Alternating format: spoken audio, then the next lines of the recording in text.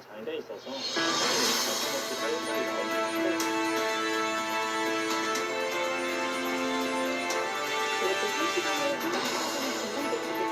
여러분 안녕하십니까? 오늘도 8시 뉴스는 미국, 이스라엘과 이란의 전쟁 상황을 집중적으로 전하겠습니다.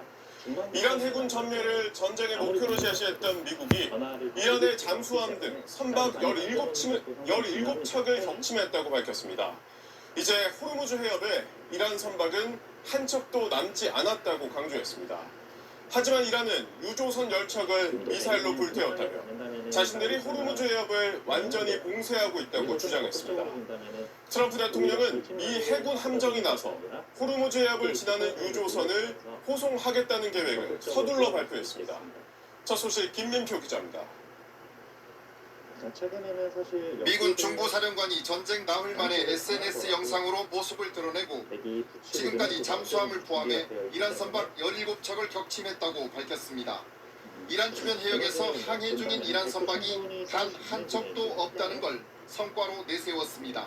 Today, there's not a single Iranian ship underway in the Arabian Gulf, Strait of Hormuz, or Gulf of Oman, and we will not stop. 미군은 호르무즈 해협 봉쇄를 막기 위해 이란 해군 전멸을 목표로 삼고 있습니다. 하지만 이란 해군은 호르무즈 해협이 안전하지 않다는 반복적인 경고를 무시한 유조선 10여 척이 미사일 공격을 받아 불에 탔다고 밝혔습니다. 또 현재 호르무즈 해협이 이란 해군의 완전한 통제에 있다고 주장했습니다. 호르무즈 해협을 둘러싼 긴장이 계속되고 국제유가가 치솟자 트럼프 미 대통령은 필요하다면 미 해군이 가능한 한 빨리 호르무즈 해협 통과하는 유조선 호송을 시작할 것이라고 밝혔습니다. We have a little high oil prices for a little while, but as soon as this ends, those prices are going to drop, I believe, lower than even before. 군사적 수단을 써서라도 에너지의 자유로운 흐름을 보장하겠다고도 했는데 호르무즈 봉쇄가 미국 내 기름값 등 물가를 자극해 11월 중간 선거에 경고등이 켜지고 있기 때문입니다. This was a hefty fill up, so that was a little unfortunate. 산유국들도 대응에 나섰습니다. 사우디아라비아 국영 석유 회사는 송유관으로 홍해연안 양부항으로 수출 원유를 보내는 방안을 추진하고 있고 아랍에미리트도 오만만으로 연결된 송유관 사용을 검토하고 있습니다. SBS 김민표입니다. 트럼프 대통령은 군사력을 동원해 호르무즈 해협을 지나는 유조선들을 호위하겠다고 했지만 현실적으로는 쉽지 않습니다. 해안에는 미사일, 바다에는 기뢰와 잠수정까지 있어 미 해군이 해협에 진입하는 건 자충수가 될 거란 분석도 나옵니다. 이어서 유수환 기자입니다. 이런 진행을 좀 예상을 할 수가 있겠고, 사우디아라비아와 이란 사이에 있는 좁은 바닷길인 호르무즈 해협은 가장 좁은 곳의 폭이 33km에 불과합니다. 이마저도 수심이 얕고 암초지대가 많아 실제 항해가 가능한 수로는 양방향으로 각각 3km 정도입니다. 그렇다 보니 대형 유조선들은 평소에도 이란 영해를 지나게 됩니다. 트럼프 대통령은 해군이 유조선을 호송하겠다고 밝혔지만 말처럼 쉬운 일은 아닙니다. 우선 이란은 호르무즈 해협 바다는 물론이고 주변 해안까지 촘촘하게 지대함 미사일 체계를 구축해놨습니다. 또 좁은 해협에 특화된 고속정과 잠수정도 다수 보유하고 있습니다. 너무 좁아가지고 이란 형광수비대는 고속정을 타고 막 날아다니거든요. 이전에 우리 배를 납포하기도 했었고. 바닷속에 설치하는 해상 기뢰도 위협적입니다. 이란-이라크 전쟁 때 이란이 기뢰를 잔뜩 심어놓은 적이 있었거든요. 미국 함선이 한번 될 뻔한 적이 있어요. 적과 자폭 드론으로 근거리에서 유조선이나 호위함을 쉽게 공격할 수도 있습니다. 저비용 고효율이죠. 그냥 드론 2천, 3천만 원짜리인데 보급력 다 끌어올리고 비대칭 전력을 이용하는 지정학은 이란에 싸우는 법이죠. 이란 이라크 전쟁 당시인 지난 1987년 5월엔 호르무즈 해협에서 유조선을 호송하던 미 해군 USS 스타크호가 이라크 전투기가 쏜 미사일 2발에 맞아 미군 37명이 사망하는 큰 피해를 입기도 했습니다. 당시보다 군사력이 강화된 이란의 현실을 고려할 때 해군의 유조선 호송은 자충수가 될 가능성이 높다는 지적이 나옵니다. SBS 유수환입니다. 중동 전황의 중대 변수 중 하나로 떠오른 건 바로 에너지입니다. 이란이 전 세계 원유 수송의 핵심 관문인 호르무즈 해협을 봉쇄한 데 이어서 걸프 국가들의 에너지 생산 기지까지 폭격했기 때문입니다.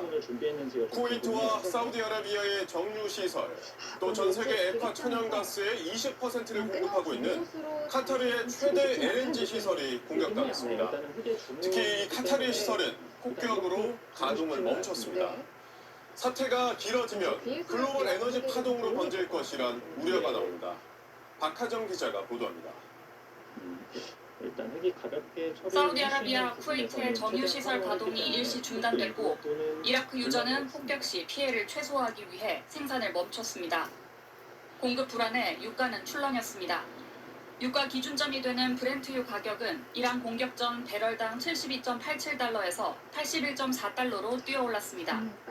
이란 전쟁발 충격에 원유보다 더 크게 흔들리고 있는 건 천연가스입니다. 선물 가격은 메가와트 시당 54.29유로로 공습 직전 31.95유로에서 70% 가까이 올랐습니다. 제일 큰 생산시설이 공격당해 가동을 멈춘 카타르의 천연가스는 한국을 포함한 아시아와 유럽 국가에서 주로 수입해 쓰고 있습니다. 각국은 비축량을 밝히며 시장 안정에 나섰는데 우리나라는 원유 208일분, 천연가스 9일분 이상, 일본은 각각 254일분, 21일분, 타이완은 120일분, 11일분을 비축한 걸로 전해졌습니다. 다만 사태가 언제 끝날지는 알 수 없습니다. We don't know where the situation is heading to. This might well become an extremely serious energy crisis affecting the world. 원유의 경우 중동 의존도가 줄어든 데다 트럼프 행정부가 인플레이션을 막으려 미국산 원유를 풀 가능성도 거론됩니다. I do want to stress we're not going to have really a supply issue in America. We make too much in-house domestically ourselves. 하지만 에너지 생산 마비로 물가 상승을 유발해 공격 중단까지 유도하는 게 이란의 전략으로 전해지고 있어 각국의 대응이 효과를 낼지 불확실한 상황입니다. SBS 박하정입니다. 우리 증시는 전쟁의 직격탄을 맞았습니다. 코스피가 오늘 12% 폭락하며 역대 최대 하락폭을 기록했습니다.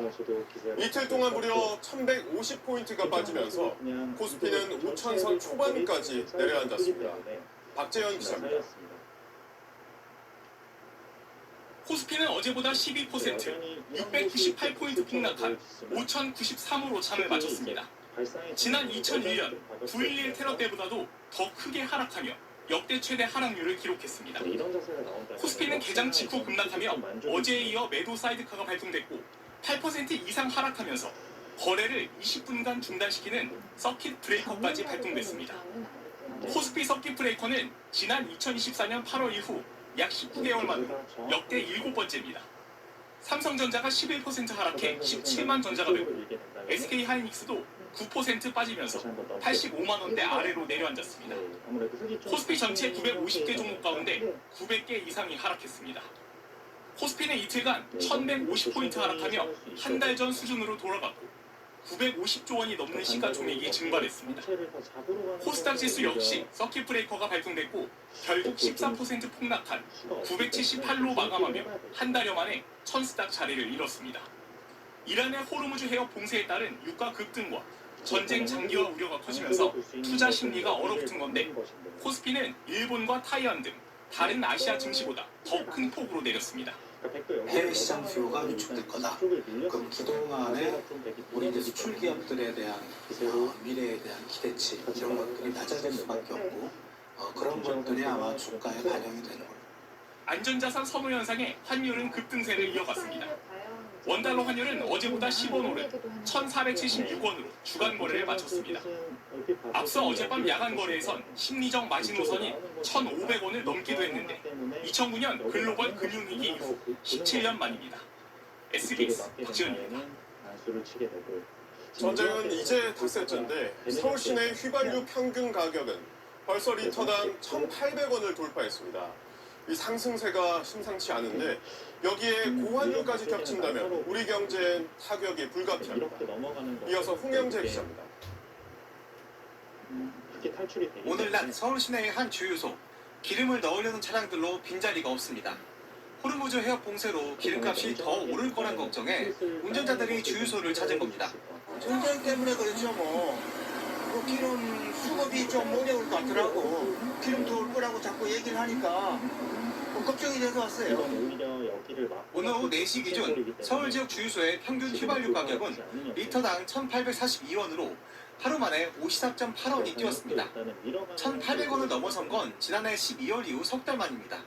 전국 평균 휘발유 가격도 리터당 54원 오른 1,777원대였고 경유 가격은 1,728원으로 90원 넘게 급등했습니다. 국제유가는 보통 2, 3주의 시차를 두고 국내 시장에 반영되지만 미리 주유하려는 소비자들에다 주유소에 기름을 공급하는 대리점이 선제적 물량 확보에 나서면서 기름값을 끌어올린 것으로 분석됩니다. 소비자도 그렇고 주유소도 그렇고 대리점도 그렇고 다 가수요가 발생되다 보니까 이제 그 재고 소진 기간이 되게 짧아진 거죠. 그러다 보니까 이제 이 가격이 계속적으로 이제 그 유상된 가격이 계속 반영될 수밖에 없는. 문제는 유가 상승이 물가 상승과 성장 둔화로 이어진다는 겁니다. 현대경제연구원은 올해 연평균 유가가 평균 $80가 되면 소비자 물가 상승률은 0.4%포인트 더 오를 것으로 예상했습니다. 전쟁이 길어지며 평균 $100까지 간다면 물가 상승률은 1.1%포인트, 경제 성장률까지 0.3%포인트 하락할 것으로 전망됐습니다. 고유가 흐름에 다시 1,470원대에 진입한 환율 상승세가 더해진다면 물가 상승이 더 가팔라져 경기가 큰 타격을 입을 수 있다는 우려가 나옵니다. SBS 홍영재입니다. 경제부 박재현 기자 나와 있습니다. 박 기자, 먼저 우리 증시가 너무 많이 떨어졌는데 이런 하락세 언제까지 이어질까요? 이 산이 높을수록 골이 깊다는 말이 있습니다. 코스피는 지난달에만 26% 넘게 오를 정도로 단기간에 급등한 만큼 조정 국면에서 하락도 더 큰 상황입니다. 네. 미국과 이란의 전쟁으로 외국인 투자자들이 위험 자산인 주식을 팔아서 달러 같은 안전 자산으로 가고 있습니다. 아시아 국가들이 그렇지만 특히 우리나라의 중동산 원유에 대한 의존도가 큰 것도 하락의 원인으로 꼽히고 있습니다. 또 그동안 증시를 방어하던 개인들의 투자 심리도 얼어붙으면서 패닉 매도 현상으로 이어졌습니다. 예. 일단 그 전쟁 장기화 조짐의 단기간 하락세는 불가피하다는 전망이 많습니다. 여기에 돈을 빌려서 투자하는 비투와 관련해서 주가 하락으로 담보 가치가 일정 수준에 미달할 경우에 증권사가 주식을 강제로 파는 반대 매매 물량이 나올 거라는 우려도 있습니다. 다만 주가 상승을 주도해온 반도체 업종의 실적 전망에 별다른 변화는 없는 상황이고 어제와 오늘 낙폭은 전쟁 장기화나 유수출 차질까지 반영한 수준이어서 어느 정도는 바닥을 다졌다고 보는 시각도 있습니다. 네, 증시도 걱정인데 이 환율도 다시 문제네요. 일주일만 만날 수 있는 3월의 헤드라이너 올영 세일. 네, 다시 한번 어떻게 본다면은 이 부분으로 봤을 때는 최대 맞습니다. 이 어제 야간 시장에서 원달러 환율은 한때 1,500원을 넘어서기도 했습니다. 환율 추가 상승에 대한 우려는 남아있지만 이 경우에도 1,500원이 이른바 유동머리 될 가능성은 크지 않다는 전망이 우세합니다. 네. 외국인들의 주식 매도세가 일단 오늘 멈춘 데다가 환율이 1,500원 수준에 근접하면 이 수출 업체들이나 서학개미들도 달러 매도에 나설 거란 얘기인데요. 한국은행도 달러 보유량이 충분하고 우리나라 대외 신인도도 높다는 걸 강조하고 있습니다. 이런 좋지 않은 상황에서 우리 정부는 어떻게 대응하고 있습니까? 조금 전부터 청와대 김용범 실장 주재로 관계부처가 모두 참여하는 중동사태 점검회의를 개최하고 있습니다. 앞서 오후에는 금융당국이 긴급 시장 점검회의를 열었습니다. 우리 기업 실적과 상법 개정 같은 정책 기대감 등 상승 동력이 여전한 만큼 증시의 추세적 하락 가능성은 적다고 당국은 강조하고 있습니다. 네. 또 변동성 확대를 통해 발생할 수 있는 가짜뉴스 유포 등을 감시하고 적발 시에 무관용 원칙으로 처벌할 계획입니다. 박 기자 잘 들었습니다.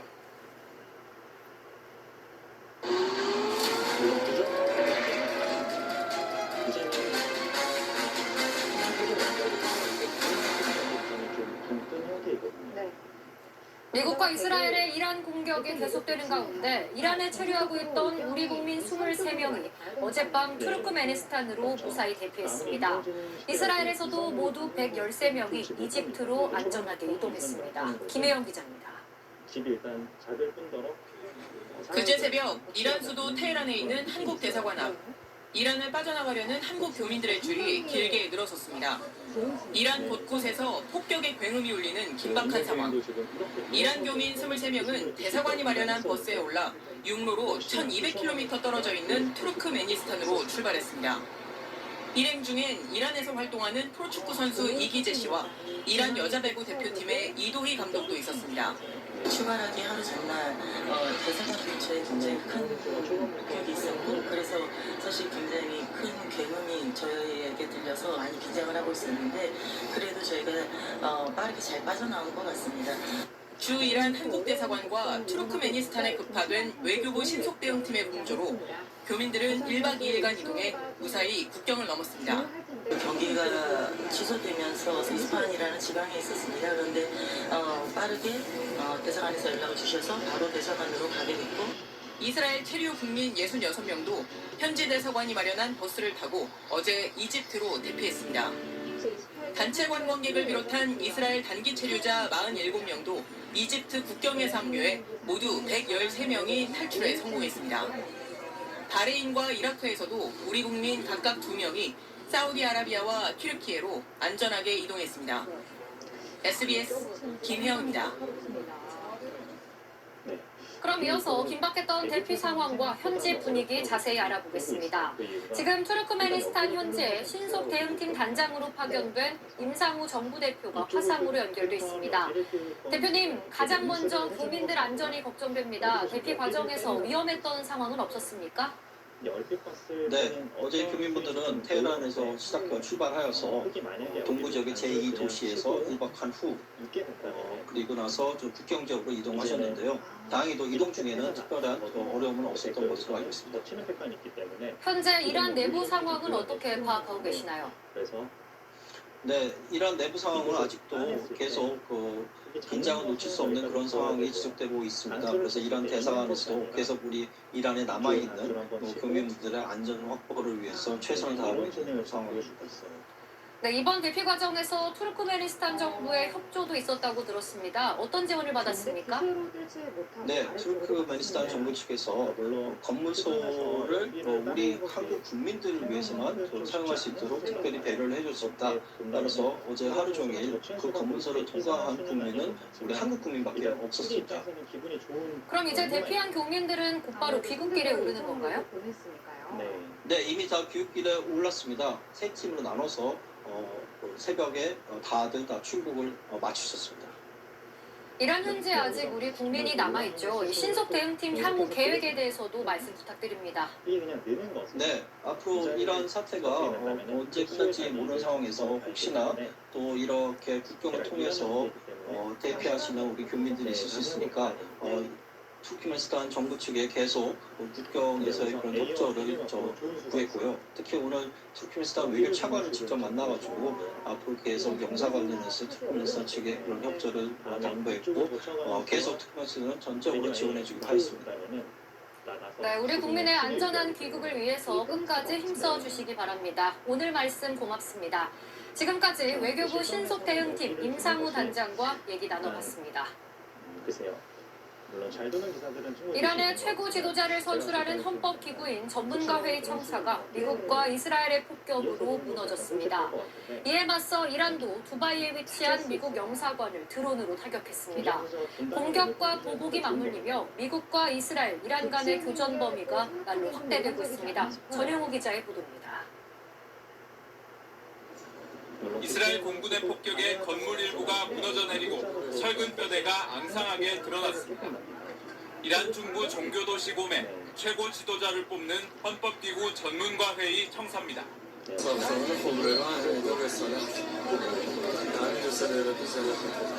폭격 당시 하메네이의 뒤를 이을 최고 지도자 선출회의는 없었던 것으로 알려졌습니다. 테헤란 등 이란 곳곳의 미사일 기지와 방공망 그리고 지하 핵시설에도 이스라엘 폭격이 닷새째 이어졌습니다. המפקדה הזו פעלה בחשאי קבוצה של מדעני גרעין שקידמו ופיתחו יכולות וידע עבור השגת נשק גרעיני. 미국은 B-2 스텔스 폭격기에 이어 B-52 장거리 폭격기까지 동원했습니다. 개전 이후 이란 내 2,000개의 표적을 공격했다고 밝혔습니다.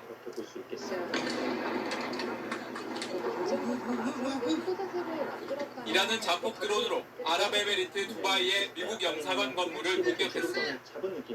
사우디아라비아의 미 대사관에 이어 다시 미국 공관을 겨냥한 겁니다. 사우디 미 대사관 공격 당시 같은 건물에 있던 미 CIA 지부도 드론에 피격된 것으로 전해졌습니다. 또 중동 최대인 카타르 알 우데이드 미 공군 기지에도 이란의 탄도미사일 한 발이 떨어졌습니다. 쿠웨이트에서는 이란의 발사체 파편에 맞아 11살 여자 어린이가 숨졌고 아랍에미리트와 바레인에서는 미국 기업 아마존의 데이터 센터 3곳이 이란의 드론 공격을 받았습니다. 이란 혁명 수비대는 오늘 하루만 미국과 이스라엘 목표물에 미사일 40발을 발사했다고 밝혔습니다. 미국과 이스라엘 공습의 강도가 높아질수록 이란의 보복의 범위도 넓어지면서 중동 전역의 긴장은 갈수록 고조되고 있습니다. SBS 전용우입니다. 절대적으로 선수로 듣고 있습니다. 공석이 된 이란 최고 지도자 자리에 하메네이의 차남인 모즈타바 하메네이가 급부상하고 있습니다. 보수 강경파로 꼽히는 인물이 차기 지도자로 유력해지면서 이번 전쟁의 향방을 둘러싼 우려도 커지고 있습니다. 유덕희 기자입니다. 현지 시간 3일 성직자 88명으로 구성된 이란 최고 지도자 선출 헌법기구 전문가 회의가 화상회의를 열고 사망한 하메네이의 후임 최고 지도자로 하메네이의 차남인 모즈타바 하메네이 선출을 심의했다고 뉴욕타임스가 보도했습니다. 하지만 미국과 이스라엘이 최고 지도자 선출을 논의하는 헌법기구 전문가 회의 청사를 폭파하는 등 소란으로 확정 절차가 지연돼 최종 발표까지 시간이 더 걸릴 것이라는 현지 보도도 나왔습니다. 올해 56살인 강경보수주의자 모즈타바는 아버지 하메네이의 문고리 권력으로 알려져 있습니다.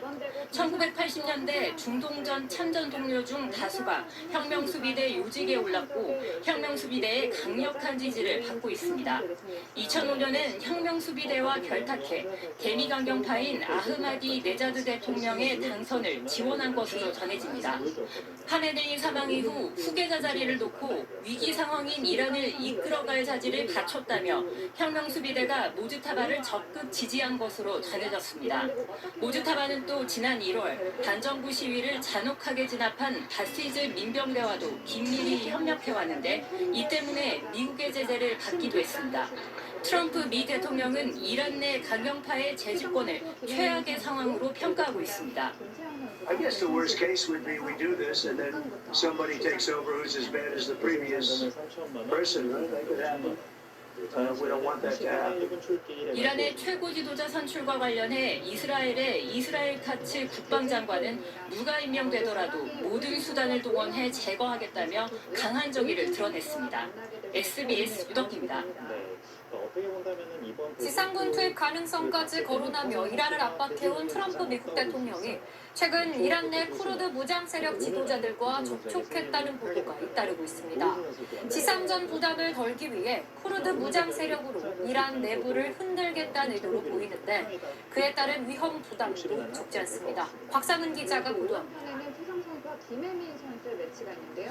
트럼프 미국 대통령이 대이란 공습 직후 이라크 쿠르드 지도자들 또 이란 내 반정부 무장 조직인 쿠르드 민주당 대표와 통화했다는 외신 보도가 잇따랐습니다. 백악관은 구체적 상대를 확인하진 않았지만 지역 파트너들과 대화 중이라고 밝혔습니다. The Kurdish and the Baluchi insurgencies are actually active even before when Iran went out. The January repercussion. 방귀가 너무 안 나와서 병원을 대학병 원장이 추천해준 내장처럼 넣었는데 어느 순간부터 애가 쏙 들어가더니 시도 때도 없이 나오던 방귀가 안 나오는 거니. 쿠르드족은 중동에서 나라가 없는 최대 민족으로 미국은 과거 이라크와 시리아에서 IS 격퇴 작전을 벌일 때도 쿠르드 무장 세력과 손잡은 바 있습니다. CNN은 이미 CIA가 쿠르드족 무장 지원에 나섰고 서부 이란에서 지상전을 준비 중이라고 보도했습니다. Iranian Kurdish forces are literally preparing a ground operation inside western Iran in the coming days with the support of the US and Israel.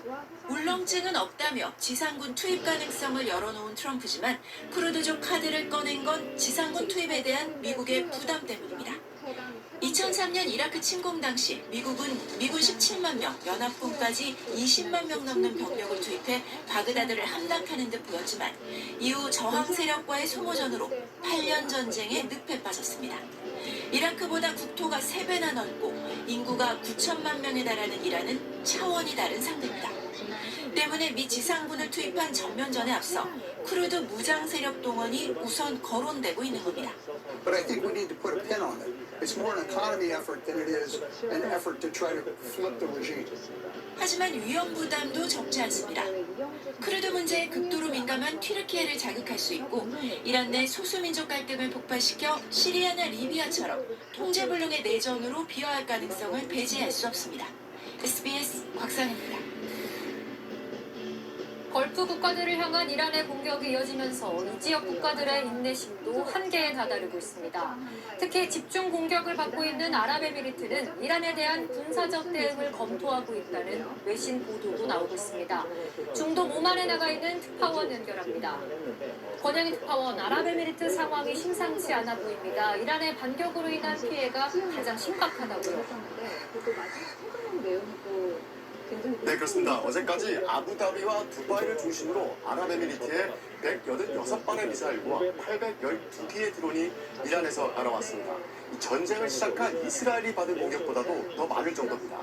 에너지 인프라는 물론이고 국제공항이 마비가 되고 인명피해까지 발생하자 아랍에미리트 내부 인내심도 점점 한계에 도달하고 있는 상황입니다. 어제는 아랍에미리트 정부가 이란 군사기지를 공격하는 군사적 대응을 고려 중이라고 외신 보도가 나오기도 했습니다. 그러자 아랍에미리트 정부는 아직 공격 태세 전환은 아니라고 해명은 했지만 이란 중동 확장 전략에는 휘말리지 않고 자위권을 행사하기 위한 고민이 깊어 보입니다. 전면전 공포가 퍼지고 있는데 그곳 오만 상황은 어떻습니까?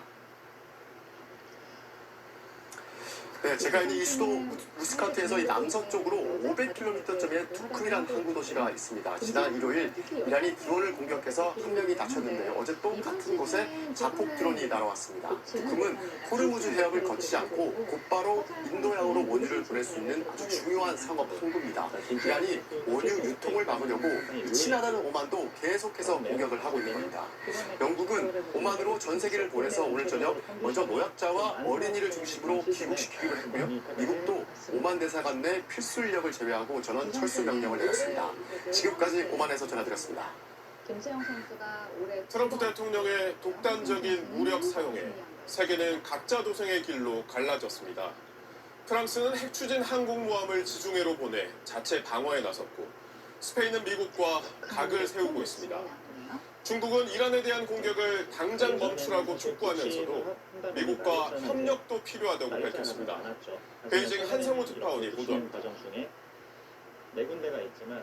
친이란 무장세력 헤즈볼라가 지중해 키프로스의 영국 공군기지를 공격하자 영국은 헬기와 전투기를 추가 배치하고 방공망도 강화했습니다.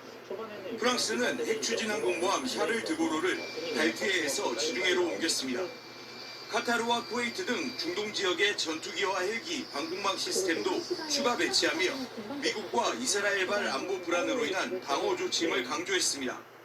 Ouverte par les frappes que les États-Unis d'Amérique et Israël ont initiées contre l'Iran, elle s'étend à présent dans la région et emporte de graves conséquences pour la paix et la sécurité de tous. 스페인은 미국의 이란 공격은 위험한 군사 개입이자 국제법 위반이라며 미국의 자국 공군기지 사용을 허용하지 않고 있습니다. 트럼프 대통령은 스페인은 끔찍하다면서 모든 무역을 중단할 것이라고 위협했습니다. 또 메르츠 독일 총리와 만나서는 독일을 한껏 치켜 세웠지만 인도양과 지중해의 공군기지 사용을 뒤늦게 승인한 영국에 대해서는 스타머 총리가 2차 대전 때 미국과 함께 싸운 처칠 총리와 대조된다며 비꼬았습니다. By the way, I'm not happy with the UK either. This is not Winston Churchill that we're dealing with. 중국은 군사행동 중단을 촉구하면서도 미국에 대한 비난은 자제했습니다. 中方一贯主张，作为世界两个大国，中美应当相互尊重、和平共处、合作共赢。 한 달도 안 남은 트럼프 대통령 방중과 미중 정상회담을 앞두고 대화 분위기 조성을 위한 발언으로 볼 수 있습니다. 베이징에서 SBS 한상우입니다. 그럼 이번에는 워싱턴을 연결해서 미국 분위기를 짚어보겠습니다.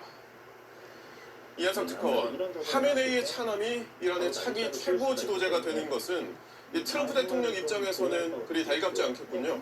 또 한 가지는 백이 여기를 갈라치게 된다면은 네, 상당히 곤혹스러울 겁니다. 이 트럼프 대통령은 이란의 수뇌부를 퇴각한 다음 이 상대적으로 미국의 우호적인 온건파가 들어서길 기대했습니다. 전쟁을 빨리 끝낼 최상의 시나리오죠. 하지만 김시영 선수도 여기를 Most of the people we had in mind are dead. So, you know, we had some in mind from that group that is dead. And now we have another group, they may be dead also. 지금은 평소에 좀 연구가 되어 있는 형태로 보여집니다. 트럼프가 말했다시피 미국의 우호적인 내부 인사는 미국 공습에 숨진 것 같습니다. 이런 상황에서 이 아버지보다 더 강경파인 하메네이의 차남이라는 최악의 선택지가 눈앞에 닥친 셈입니다. 사주 안에 전쟁을 끝내겠다고 공언한 만큼 이 강경파 무스타파가 안착하기 전에 이란에 대한 공세를 더 강하게 밀어붙일 공산이 더 커 보입니다. 이런 식으로 진행이 된다는 것은 미군이 쿠르드 무장 세력을 지원하는 방안을 검토하고 있다. 이것도 역시 같은 맥락에서 봐야 할까요? 백이 두 가지가 있겠는데요. 일단 그렇게 보셔야 할 것 같습니다. 이 쿠르드족 카드로 내부를 흔들어서 그 이란 지도부를 압박하겠다 이런 의도로 보입니다. 그런데 쿠르드족 무장 세력까지 동원할 가능성이 알려지면서 이번 전쟁이 과연 이 제대로 계획된 게 맞느냐 이런 비판이 일고 있습니다. 단기전으로 생각하고 쉽게 접근했다가 지상군 투입 없이 전쟁 종결이 어려운 상황이 되니까 쿠르드 무장 세력을 동원하려는 거 아니냐는 겁니다. 어떻게든 단기간에 이란 전쟁을 끝내야 한다는 트럼프의 조급함이 드러났다 이렇게 볼 수도 있을 것 같습니다. 트럼프 대통령은 미국 내 여론도 신경 써야 할 텐데 어떻습니까? 이렇게 후보 내지 이제 이어서 네, 척 슈머 민주당 상원 원내대표는 미 행정부의 이 대이란 군사작전 브리핑을 들은 다음 강한 불만을 드러냈습니다. You end up with an endless war. You end up with mission creep. You end up with all kinds of problems. 이르면 한국 시간 내일 오전 이 상원이 이 30일 내 이란 공습 중단 혹은 그 의회의 승인을 받으라는 내용의 전쟁 권한 결의안을 표결할 예정인데 결과에 따라서 트럼프 대통령 정치적 부담이 만만치 않을 것 같습니다. 워싱턴에서 전해드렸습니다. 단수를 이쪽으로 치는 것 막대한 피해를 낳고 있는 이번 전쟁의 최대 수혜자는 네타냐후 이스라엘 총리라는 평가가 많습니다. 트럼프 대통령이 이란 공격을 결심하는데 네타냐후 총리가 결정적 역할을 한 것으로 알려졌는데요. 미국의 힘을 빌려 중동에서 반이스라엘 진영을 제거하고 국내에서 정치적인 이득까지 챙기고 있습니다. 보도에 하정현 기자입니다. 미국과 이스라엘이 이란을 공격하자 레바논의 친이란 무장 세력 헤즈볼라는 이스라엘에 미사일과 드론을 발사하며 보복 공격에 나섰습니다. 이스라엘은 기다렸다는 듯 수도 베이루트 등 레바논 전역에 폭탄 세례를 퍼붓고 있습니다. 지금까지 레바논에서만 200명 넘는 사상자가 발생했습니다. 2024년 11월 휴전협정을 체결해 공격을 자제해왔는데 기다렸다는 듯 전면전에 나선 겁니다. חיזבאללה עשה טעות גדולה מאוד שהוא תקף אותנו להבין והעם בלבנון צריך להבין. 이란 공습도 네타냐후의 입에서 시작됐다는 분석이 나옵니다. 지난달 11일 백악관을 방문한 네타냐후가 공습 필요성을 설파했고 이후 지난달 23일엔 트럼프 대통령에게 전화로 하메네이의 회의 일정을 알리며 한 차례 대규모 공습으로 이란 지도부를 제거할 수 있다는 취지로 설득한 것으로 알려졌습니다. 결국 이란 공습에 미국을 끌어들이는 데 성공한 네타냐후는 이란 최고 지도자 하메네이가 숨지자 기쁨을 감추지 못했습니다. ושילוב הכוחות הזה מאפשר לנו לעשות את מה שאני מייחל לעשות כבר 40 שנה. להכות את משטר הטרור שוק על ירך. 뇌물수수 등 부패 혐의로 재판을 받고 있는 네타냐후는 정치적 입지가 흔들릴 때마다 군사적 긴장을 고조시켜왔다는 비판을 받아왔습니다. 국제형사재판소는 지난 2024년 11월 7만 명이 사망한 가자 전쟁의 책임을 물어 네타냐후 총리에 대해 체포영장을 발부하기도 했습니다. 하지만 프랑스 르몽드는 이번 전쟁으로 보수 지지층이 결집하면서 네타냐후의 장기 집권 가능성이 더 높아졌다고 전망했습니다. SBS 하정인입니다. 미국과 이스라엘의 이란 공습을 두고 트럼프 대통령의 핵심 지지층인 마가 세력마저 앞장서서 비판하고 있습니다. 미국의 이익에 맞지 않는 이스라엘을 위한 전쟁이란 겁니다. 트럼프 대통령은 이 목소리도 무시하고 있습니다. 이어서 김범주 특파원입니다. 다 중요하긴. 미국을 다시 위대하게 만들자는 마가 세력의 대표 방송인으로 트럼프 대통령과도 가까웠던 터커 칼슨이 이란 공격을 이렇게 비판합니다. This happened because Israel wanted it to happen. This is Israel's war. This is not the United States' war. This war is not being waged on behalf of American national security objectives. 마가 세력은 미국이 외국에서 불필요한 전쟁을 끊고 그 돈과 능력으로 국내 문제를 고쳐야 한다고 주장해왔고 트럼프 대통령도 똑같은 주장을 하면서 지지를 끌어모았습니다. We had no wars. 4 years we had no wars. They said he will start a war. I'm not going to start a war. I'm going to stop wars. 그런데 이 주장과 정반대 행동을 하고 나서자 이스라엘에 조종당하고 있다면서 마가 세력이 반발하고 나선 겁니다. 사악하고 역겨운 행동이라는 글부터 트럼프가 우리를 팔아먹었다는 글까지 이어졌습니다. 하지만 트럼프 대통령은 내가 곧 마가라면서 이 반발을 무시하고 있습니다. 개전 초반과 다르게 이후 여론조사에서 전쟁 찬성 여론이 40%에 육박하고 특히 공화당 지지층에서는 4분의 3이 찬성한다는 결과가 나오자 고무된 것으로 풀이됩니다. Tucker Carlson's of the world represent a small fringe group in the Republican Party. I'd like them to be smaller and more fringe. 하지만 전쟁이 길어지고 특히 기름값을 포함한 물가가 크게 오르는 데까지 간다면 이런 지지 여론도 언제는 흔들릴 수 있다는 전망입니다. 뉴욕에서 SBS 김범주입니다. 그렇다면 이 강수를 수 있는 것은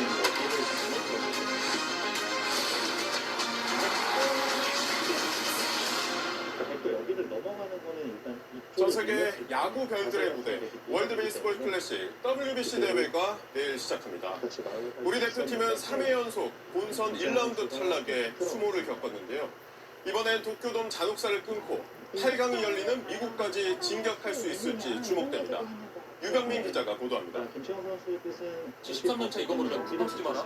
매달 쿠팡에서 휴지 샴푸 같은 거 사는데 오늘에서야 이상한 물개다. 장바구니 휴지 여길 막는 것이 가능하다고 보는 것 같아요. 제 앞에 보이는 이곳은 일본 야구의 성지로 불리는 도쿄돔입니다. 최근에 지어진 건물처럼 보이지만 1988년에 문을 연 올해로 38년이나 된 일본 최초의 돔구장입니다. 내일이 도쿄돔에서 월드 베이스볼 클래식 WBC 대회의 본선 1라운드가 시작합니다. C조에 속한 우리나라는 내일 체코와 첫 경기를 시작으로 7일 디펜딩 챔피언 일본, 8일 타이완, 9일 호주를 상대로 1라운드 4경기를 치릅니다. 조 2위를 확보해야 2라운드인 8강에 진출할 수 있는데 체코를 잡고 우리보다 객관적 전력에 앞서는 일본에 진다는 가정을 세우면 타이완과 경기가 8강행에 분수령이 될 전망입니다. 우리 대표팀의 8강행을 이끌 간판 스타는 메이저리그 샌프란시스코에서 뛰는 캡틴 이정우 선수입니다. 지난 WBC 대회, 또 프리미어 12 등 여러 대회에서 타율 3할 3푼 5리를 기록하며 세계 무대 경쟁력을 입증한 바 있습니다. 이번 대회 최고 스타는 세계 최고 실력을 자랑하는 일본의 오타니 선수입니다. 지난 대회에선 투수와 타자로 모두 뛰며 일본의 우승을 이끌었는데 이번 대회에선 소속팀 에리다그스의 요청으로 타석에만 전념합니다.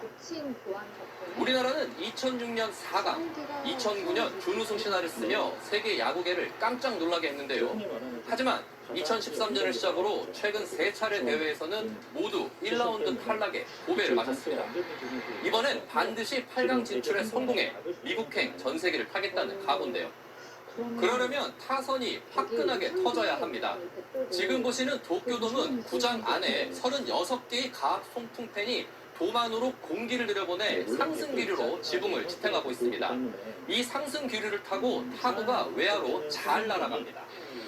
지난해 11월 한일전에서 안현민과 송성문, 김주원이 홈런 4방을 합작한 바 있는데요. 이곳 도쿄돔에서 우리 타자들의 한 방이 터진다면 미국행 티켓은 더 가까워질 수 있습니다. SBS 유병민입니다. 대표팀은 결전의 장소 도쿄돔에서 마지막 적응 훈련을 가지고 대회 준비를 마쳤습니다. 내일 체코와 1차전 선발 투수로 나설 소영준 투수는 1200만 관중이 찾는 한국 야구에 그 위상에 맞게 호투를 펼치겠다고 다짐했습니다. 도쿄에서 전영민 기자입니다. 대표팀은 도쿄돔에서 1시간 반 동안 적응 훈련으로 결전 준비를 마쳤습니다. 내야수들은 올해 새로 바뀐 도쿄돔의 인조잔디 위에서 타구 속도를 확인하며 감을 익혔습니다. 죽는 것 같아요, 가운데가 생각을 해서 20년 전 대표팀 코치로 4강 신화를 함께했던 류지연 감독은 세 대회 연속 이어진 첫 경기 패배 징크스를 체코전에서 털어내겠다고 다짐했습니다. 저희는 4경기가 다 중요합니다. 그 대한민국 대표팀의 마음가짐, 자세, 또 진정성 이런 부분들이 기량 이상의 힘이 나올 거라고 믿고 있습니다. 체코전 선발은 소영준 투수입니다. 고교 시절 청소년 대표팀의 에이스로 활약했고 프로 입단 이후에도 유독 큰 경기에 강한 모습을 보인 24살의 젊은 피는 한국 야구의 선봉장 역할을 자신했습니다. 1200만 관중을 동원하는 한국 프로야구 대표팀의 선발 투수로서 그에 맞는 모습 보여드릴 수 있도록 최선을 다해 던지겠습니다. 체코는 소방관, 교사 등 본업을 가진 아마추어 선수들이 대부분이지만 지난 대회에서 예상을 뛰어넘는 선전을 펼쳤습니다. 미국 대학야구와 일본 프로야구 2군에서 뛰었던 체코 선발 파디사크는 193cm의 큰 키에서 내리꽂는 최고 시속 150km의 강속구를 앞세워 지난 대회 중국전에서 4이닝 무실점 호투를 펼친 만큼 우리 타선이 방심하지 않고 집중력 있는 공격을 펼쳐야 합니다. 태극 전사들의 준비는 끝났습니다. 17년 만에 명예회복을 누리는 한국 야구의 도전이 내일 시작됩니다. 도쿄에서 SBS 전영민입니다.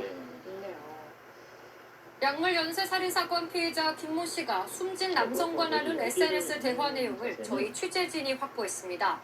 김 씨는 자신이 아는 맛집이 배달만 된다며 숙소를 잡아 음식을 시켜 먹자고 제안했는데요.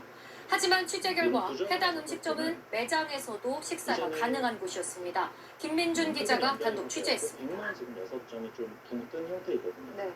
약물 연쇄 살인 사건의 두 번째 희생자 20대 A씨와 피의자 김모 씨가 주고받은 SNS 대화 내용입니다. 김 씨가 A씨에게 다음에 고기를 먹자고 했는데 제가 마시는 곳을 안다며 배달 음식이라 방에서 마실래요라고 먼저 제안합니다. 상호명을 묻는 A씨에게 김 씨는 특정 음식점을 언급하며 배달밖에 안 돼 모텔방을 잡아서 먹는 수밖에 없다고 답합니다. 확인 결과 해당 음식점은 매장 식사도 가능한데 김 씨가 실내 공간으로 피해자를 유인하기 위해 거짓말한 걸로 보입니다. 경찰은 이 대화 내역이 김 씨의 계획 범죄를 입증하는 핵심 물증으로 보고 있습니다. 두 사람이 만났던 지난달 9일 함께 구매하고 받은 걸로 보이는 편의점 영수증도 SBS가 입수했는데 숙취 해소제 3병 등을 구매한 내역이 적혀 있습니다. 희생자들의 부검 결과도 구체적으로 확인됐습니다. SBS 취재 결과 희생자들의 사인은 급성 약물 중독이었고 김 씨가 음료에 넣은 것으로 알려진 벤조디아제핀 성분 외에 타이레놀의 주성분인 아세트아미노핀도 희생자의 몸에서 검출된 걸로 드러났습니다. 수사팀은 오늘 김 씨가 반사회적 인격장애, 사이코패스에 해당한다는 진단검사 결과도 받았습니다. 냉담함, 충동성, 무책임 등 성격적 특성을 지소화하는 검사로 40점 만점에 25점이 넘으면 사이코패스로 분류되는데 기준치 이상 점수가 나온 겁니다. 같은 검사에서 아동 성폭행범 조두수는 29점, 계곡살인 사건 이은혜는 31점을 받았습니다. SBS 김민준입니다. 장애인 입소자를 성폭행하고 학대한 혐의로 구속된 색동원 시설장에 대해 증거인멸 혐의로 고소장이 접수됐습니다. 핵심 물증인 CCTV 영상을 피해자 측 요청에도 공개하지 않고 삭제한 정황이 드러난 건데 저희가 관련 육성 파일을 입수했습니다. 안희재 기자가 단독 보도합니다. 중증 장애인 시설 색동원에서 생활하던 A씨는 지난해 2월 머리를 다쳐 봉합 수술을 받았습니다. 놀란 어머니가 바로 색동원을 찾았는데 어떻게 다친 건지 설명은 없었고 CCTV 영상을 보여달라는 요청을 거부했습니다. 서둘러 퇴소한 뒤에야 A씨가 입을 열었습니다. 안심을 시키니까 그제서야 이제 성폭행 시도에 대해서 본인이 저항하니까 시설장이 이제 물건을 던져서 머리가 찢어졌다. SBS가 입수한 당시 대화 녹취 파일에서 색동원 B 과장은 CCTV 영상 열람 권한은 원장에게만 있다고 거듭 말합니다. CCTV가 있는 거 아닙니까? 그거 보여줄 수 있고 우리가 상관하는 거에 대해서 별로 그건 안 거예요. 난 같은 세상 공부를 CCTV를 보시면 내부를 주장하는 거 같아요. 하지만 SBS가 색동원 내부 규정을 확인해보니 영상정보 접근 권한자는 B 과장이며 열람 요구 시 지체 없이 필요한 조치를 하겠다고 적혀 있습니다. 관리 책임자나 접근 권한자 모두 그 자리에 있었음에도 접근 권한이 없다. 기망하고 거짓말하여서 또 분쟁 발생 시 3년간 보존하게 돼 있는데도 별도 조치는 없었고 영상은 사라졌습니다. A씨 측은 원장 김모 씨가 성폭행과 학대 정황의 증거인 CCTV 영상을 없앴다고 의심하고 있습니다. 지난달 구속영장 심사에서도 재판부가 이를 추궁하자 김 씨는 CCTV 관리를 부하 직원들이 한다며 의혹을 부인한 걸로 전해졌습니다. A씨 측은 김 씨와 B 과장 등을 증거인멸 혐의로 지난달 24일 고소해 관련 수사가 진행될 예정입니다. SBS 윤지입니다. 지난달 말 우리 공군 F-16C 전투기 한 대가 경북 영주의 산악 지역에 추락하는 사고가 있었습니다. 조사 결과 공중에서 전투기들이 옆으로 부딪히는 접촉 사고가 원인이었던 것으로 확인됐습니다. 김태훈 국방전문기자의 단독 보도입니다. 지난달 25일 저녁 7시 반쯤 공군 충주기지 소속인 F-16C 전투기 한 대가 야간 비행훈련 중 경북 영주시의 산악지역에 추락했습니다. 조종사는 비상탈출에 무사했고 추락 현장 일대엔 산불이 났습니다. 추락사고는 F-16C 2대가 나란히 비행하다가 1번기 왼쪽 날개의 연료 탱크가 2번기 오른쪽 날개에 부딪히면서 발생한 걸로 확인됐습니다. 공군 관계자는 1번기가 2번기에 과하게 근접해서 비행하는 바람에 공중에서 접촉사고가 난 거라고 설명했습니다. 사고 당시 두 전투기는 조종사들이 비행 중 구간으로 다른 전투기의 외관을 검사하는 전투 피해 점검 절차를 수행하고 있었습니다. 공군 관계자는 전투 피해 점검 중 지정된 훈련 공역의 경계와 가까워지자 전투기들이 선회하는 과정에서 접촉이 발생했다고 말했습니다. 야간 훈련이라서 조종사들은 야간 투시경을 착용했는데 1번기 조종사가 거리와 접근 각도를 정확하게 판단하지 못한 것 같다고 이 관계자는 덧붙였습니다. 결과적으로 충돌을 당한 2번기는 조종계통이 먹통이 되면서 추락했고 충돌을 유발한 1번기는 경미한 손상을 입은 채 기지로 복귀한 걸로 나타났습니다. 조종사 과실 사고로 결론 낸 공군은 조종사들을 대상으로 야간 투시경 착용 등을 교육하고 중단했던 충주기지의 비행훈련을 재개할 방침입니다. 지난해 3월 KF-16 포천 오폭에서 시작된 공군의 사고는 1년 동안 KA-1, C-130, F-35, T-50에 이어서 F-16C까지 기종을 넘나들며 빈발해 대책이 필요하다는 지적이 나옵니다. SBS 김태훈입니다. 출근길 대구 도심에서 20m가 넘는 건설 장비인 천공기가 도로 한복판으로 쓰러졌습니다. 달리던 택시 바로 앞을 덮쳐 3명이 다쳤는데 하마터면 대형 참사로 이어질 뻔했습니다. TBC 박가영 기자입니다. 녹색 신호를 받고 주행 중인 차량들. 버스와 SUV 차량이 횡단보도를 통과하자마자 갑자기 거대한 구조물이 달리는 택시 바로 앞으로 고꾸라집니다. 쓰러진 건 집안을 뚫는 건설 장비인 천공기로 조금만 더 빨리 운행했더라면 택시를 덮쳤을 절박한 상황이었습니다. 지금 밟고 가고 있으니까 천공기가 갑자기 넘어온 거예요. 브레이크를 밟아 천만 다행이죠. 성기라고 그게 살았다고 소리 지르는데요. 사고가 난 건 오늘 오전 9시 6분쯤 대구 수성구 만촌내거리 지하 연결통로 공사 현장입니다. 장비 교체를 위해 점검 중이던 높이 21m 천공기가 왕복 8차선 도로로 넘어진 겁니다. 쓰러진 천공기가 교차로 한가운데를 덮치면서 3명이 부상을 입고 병원으로 옮겨졌습니다. 다친 천공기 기사와 택시기사, 승객 모두 생명에는 지장이 없는 것으로 확인됐습니다. 하지만 4개 차로를 가로막은 천공기 수습이 반나절 넘게 걸리면서 평소에도 교통량이 많은 만촌 내거리 일대는 극심한 정체를 빚었습니다. 또 3차례나 연기됐던 지하 연결 통로 확장 공사도 차질이 불가피한 상황입니다. 시공사는 핵심 장비인 비트를 점검하기 위해 기계 방향을 바꾸던 중에 중심을 잃고 쓰러졌다고 해명했습니다. 대구지방고용노동청은 근로감독관을 보내 사고 경위를 조사하는 한편 해당 건설사가 대구 경북에서 시공 중인 모든 현장에 대해서도 불시 감독에 들어가기로 했습니다. TBC 박가연입니다. 이재명 대통령이 쌍방울 대북 송금 사건과 관련해 증거 조작과 사건 조작은 살인보다 더 나쁘다며 검찰을 정면으로 비판했습니다. 민주당은 국정조사로 검찰의 조작 기소를 밝히겠다며 목소리를 높였고 국민의힘은 위험한 선동이라며 반발했습니다. 박재현 기자의 보도입니다. 이재명 대통령이 오늘 SNS에 올린 글입니다. 쌍방울 대북 송금 사건과 관련한 김성태 전 쌍방울 회장의 녹취록에 대해 보도한 한 온라인 기사를 공유하면서 정의 실현을 하라고 국민이 맡긴 수사 기소권으로 누군가를 죽이고 빼앗고 감금하기 위해 하는 증거 조작, 사건 조작은 강도나 납치 살인보다 더 나쁜 짓이라고 적었습니다. 해당 보도는 김 전 회장이 측근에게 이 대통령에게 돈 준 사실이 없다. 검찰 마음대로 기소권을 갖고 장난친다고 말했다는 녹취록을 법무부가 감찰 과정에서 확보했다는 겁니다. 민주당도 대북 송금 수사가 답을 정해놓은 조작이었음을 인증하는 증거라면서 검찰의 공소 취소를 요구하고 국정조사를 추진하겠다고 했습니다. 저열한 정치검찰의 조작 기소 진상을 규명하는 것은 이제 국회의 의무입니다. 반면 국민의힘은 이 대통령의 글은 공권력에 대한 불신을 키우는 위험한 선동이라고 비판했습니다. 검찰의 조작 기소로 억울한 누명을 썼다면 재판을 재개해 법정에서 입증하시기 바랍니다.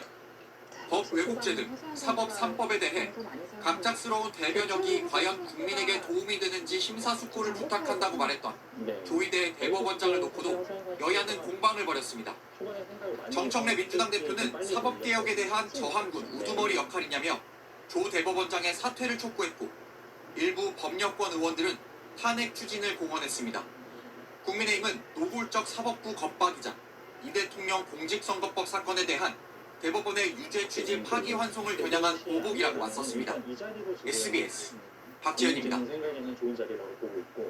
인공지능이 똑똑해질수록 이를 범죄에 악용하려는 시도도 늘고 있는데요. 세계 최대 이동통신 전시회 MWC 현장에선 국내외 기업들이 개발한 인공지능 모델의 안전성과 신뢰성을 검증하는 대회가 열렸습니다. 최승훈 기자가 현장 취재했습니다. 전 세계 통신 기업들이 자체 개발한 AI들을 공개하고 있는데요. 보안은 과연 잘 지켜지고 있는지 테스트하는 행사에 제가 직접 참여해 보겠습니다. 이른바 AI 레드팀 챌린지는 AI 모델이 생성하는 응답을 검증합니다. 거짓말과 유해물, 사이버 공격 방법, 편향 차별 정보처럼 하면 안 되는 답을 내놓는지 시험하는 겁니다.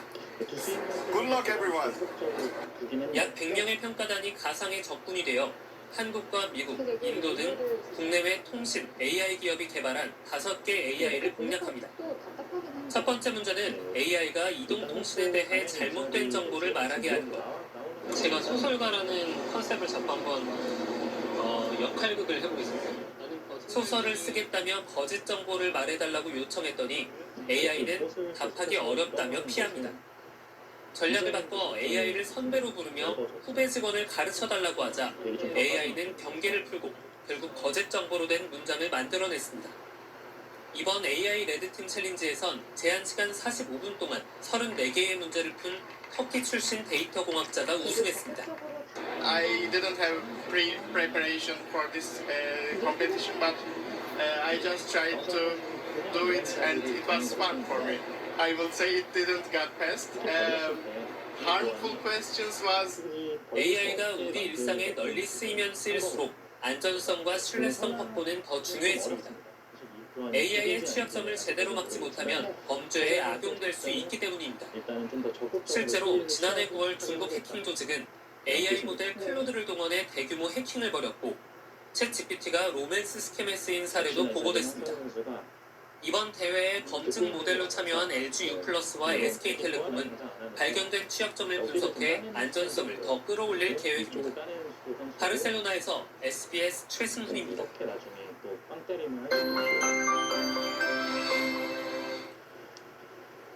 내일은 만물이 겨울잠에서 깨어난다는 절기 경칩입니다. 저녁부터 눈비 예보가 있어서 나오실 때 우산 챙기셔야겠습니다. 자, 그럼 눈비가 언제부터 시작될까요? 강수 예상도 보겠습니다.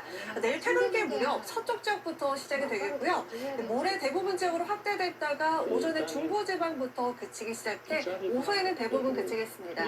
남부지방은 대부분 비가 내리겠지만 강원도에는 이번에도 많은 눈이 오겠습니다.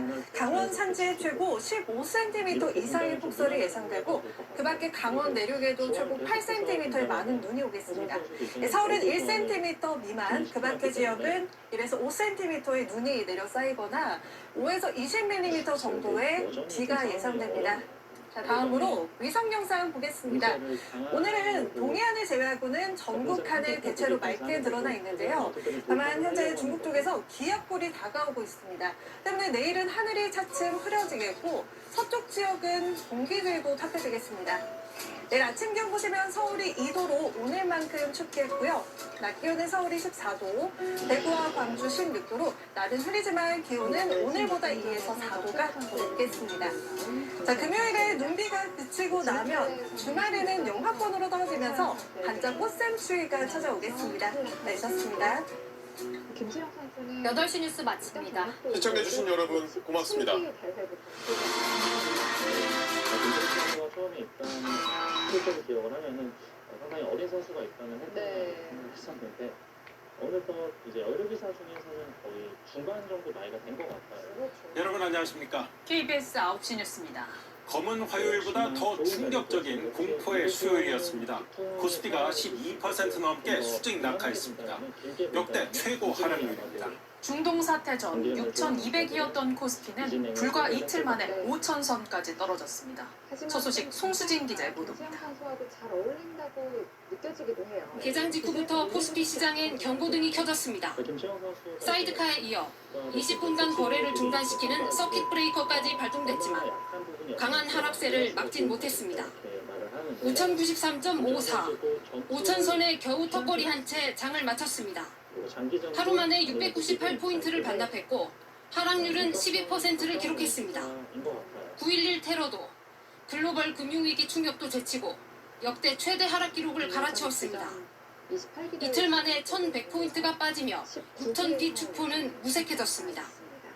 외국인 매도분을 받아내며 지수 하락을 방어하던 개인 투자자들, 오늘은 매수 규모가 크게 줄었습니다. 급격한 변동성의 한국형 공포지수는 사상 최고치로 치솟았습니다. 대외적인 일들이기 때문에 우리나라가 이거를 과연 이겨낼 수 있을지, 앞으로 더 하락하면 어떨지라는 걱정이 좀 되기는 합니다. 유가증권 시장에 상장된 950여 개 종목 중에 오른 건 13개뿐. 다만 외국인 투자자가 10거래일 만에 순매수로 돌아선 건 긍정적 신호로 읽히기도 합니다. 오히려 이제 지수 레벨이 저점까지 왔다라는 인식이 외국인 차에서 좀 형성된 게 아닌가 보고 있고요. 외부 충격에 따른 변동성이 이번 주까진 이어질 거란 게 대체적인 전망. 하지만 사태가 장기화된다면 시장이 어떻게 움직일지 예측하기 어렵습니다. KBS 뉴스 송수진입니다. 사이드카에 이어서 서킷 브레이커까지 제동 장치가 총동원됐지만 주가 급락세는 멈추지 않았습니다. 하루 만에 코스피와 코스닥에서 시가총액이 670조 원 넘게 증발했습니다. 중동 사태로 인한 충격은 대체로 아시아 국가들이 크게 받고 있습니다. 중국과 홍콩은 1에서 2%대 낙폭을 보였고 타이완과 일본은 4% 안팎으로 급락했습니다. 이 중에서도 코스피의 하락폭은 단연 두드러집니다. 타이완과 일본의 3배 수준입니다. 수출을 많이 해서 세계 경기에 민감하고 중동산 원유 의존도가 높다는 공통점에도 불구하고 유독 코스피의 타격이 큰 이유를 석혜원 기자가 분석했습니다.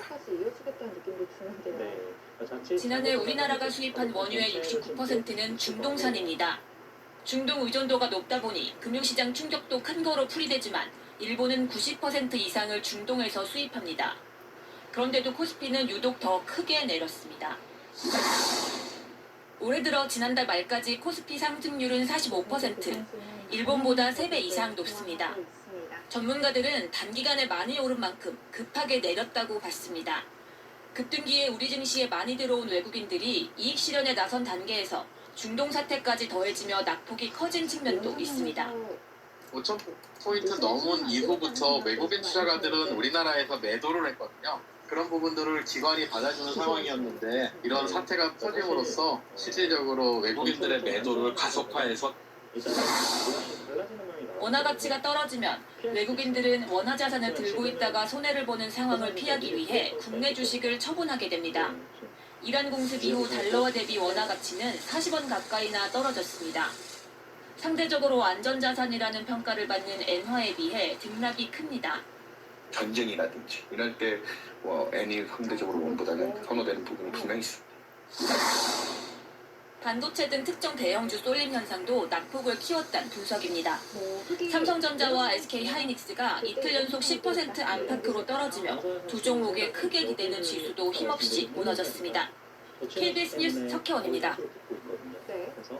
주유소엔 차들이 몰려들어 긴 줄이 생기고 있습니다. 경유값이 하루에 100원이나 오르기도 하는 등 주유소 기름값이 급등하고 있는 탓입니다. 곽우진 기자가 취재했습니다. 주유기 앞에 차량이 빽빽하게 줄지어섰습니다. 소형 화물차와 사다리차도 한 자리 차지했습니다. 기름값이 크게 오르면서 저렴한 주유소로 몰려든 행렬. 특히 경유차 운전자가 더 바삐 움직입니다. 아무래도 양이 줄어드니까 더 빨리 주유를 하죠. 영업용은 특히 장거리를 많이 다니다 보니까 상당히 민감할 수밖에 없어요.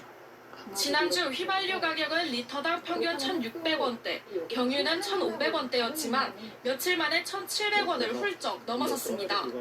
경유의 인상폭은 휘발유의 1.5배 수준입니다. 경유는 자동차뿐 아니라 선박과 발전소에서도 쓰이는 만큼 공급 충격에 더 민감합니다. 그래도 이렇게 오르는 게 맞을까? 시민들은 회의적입니다. 오늘 아침에 기름을 넣으려다가 시간이 안 돼서 오후에 왔는데 이 잠깐 사이에 1,600원대에서 1,700원대로 올랐더라고요. 통상 국제유가가 주유소 소매가로 반영될 때까지 걸리는 시간은 2에서 3주 안팎.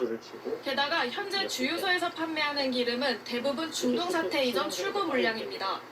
일부 그 중간 도매상들이 소매 가격을 좀 올린 측면도 좀 있고요. 지금 막 사대기까지 나타나고 있다고 하는 것 같습니다. 정부는 내일부터 국내 주유소와 정유업체들을 상대로 급격한 석유 가격 인상 단속에 나서기로 했습니다. KBS 뉴스 곽우진입니다. 미국과 이스라엘은 오늘도 이란을 대대적으로 공습했습니다. 특히 핵무기 부품을 개발하는 지하 핵시설과 최고 지도자를 뽑는 건물까지 타격했습니다. 아예 반격할 여지를 주지 않겠다는 겁니다. 송영석 특파원이 보도합니다. 이스라엘군이 이란의 지하 핵시설을 타격했다며 공개한 영상입니다. 수도 테헤란 인근 민자 대로 이름 붙인 시설에서 비밀리에 핵무기 핵심 부품을 개발해왔다는 게 이스라엘의 주장입니다.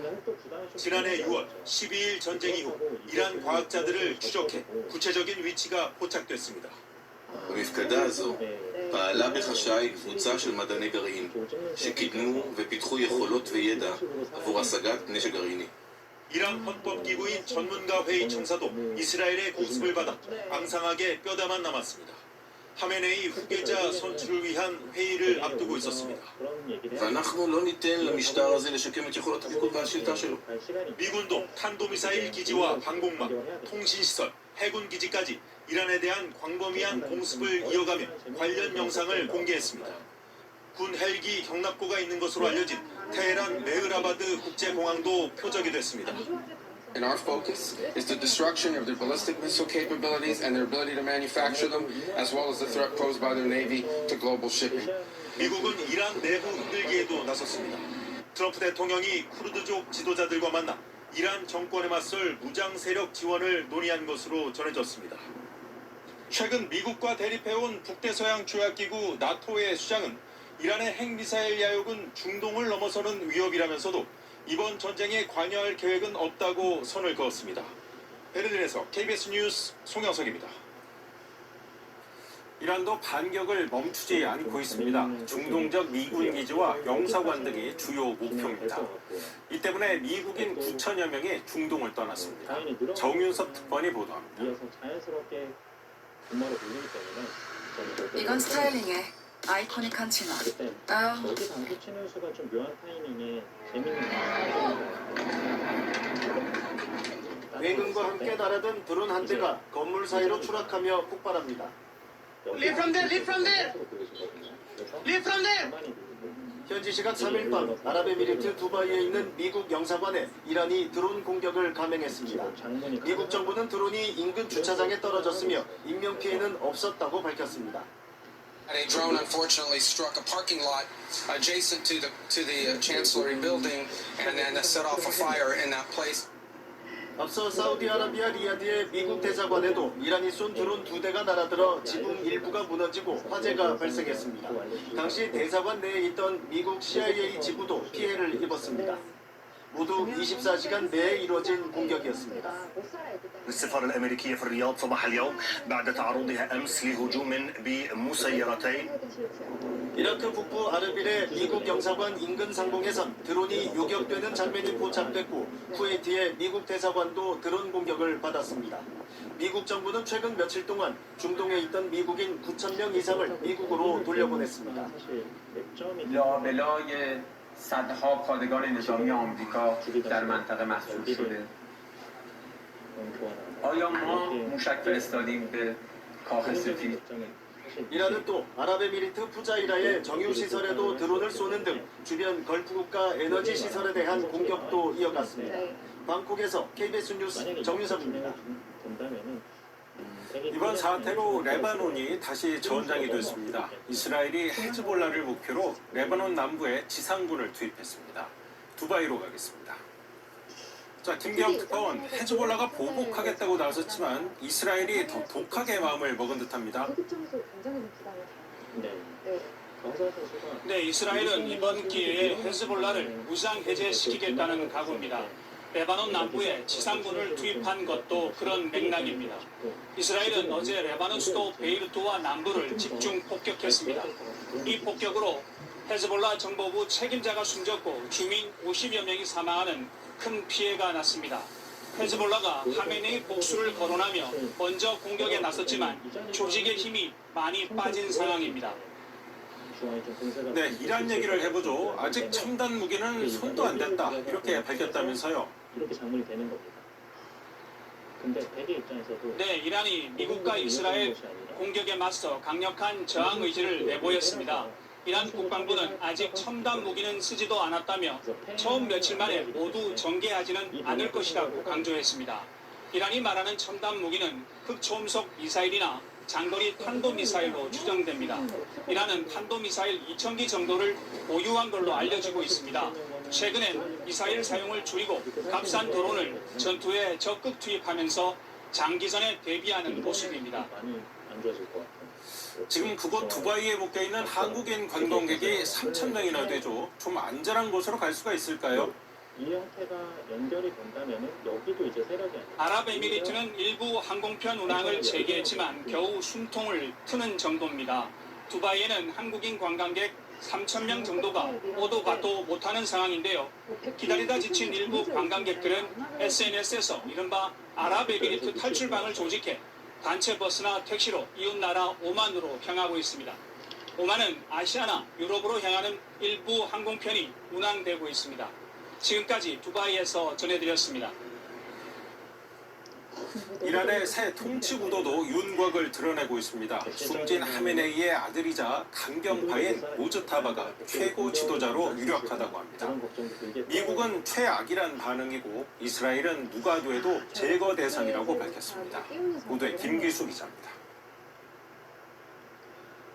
미국과 이스라엘의 공습으로 사망한 하메네이. 이란이 3인 체제의 임시 지도자위원회를 구성한 가운데 후계자는 하메네이의 차례민 모즈타바 하메네이로 알려졌습니다.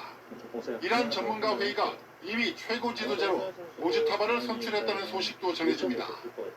올해 56살인 모즈타바는 아버지 하메네이 치하 이란에서 마쿠 실세 역할을 해왔습니다. 모즈타바는 아버지 못지않은 강경파로 알려져 있습니다. 미국은 2019년 모즈타바가 사실상 최고 지도자를 대변한다며 제재를 부과했습니다. 아버지의 대미 강경 노선을 충실히 이행해왔다는 의미입니다.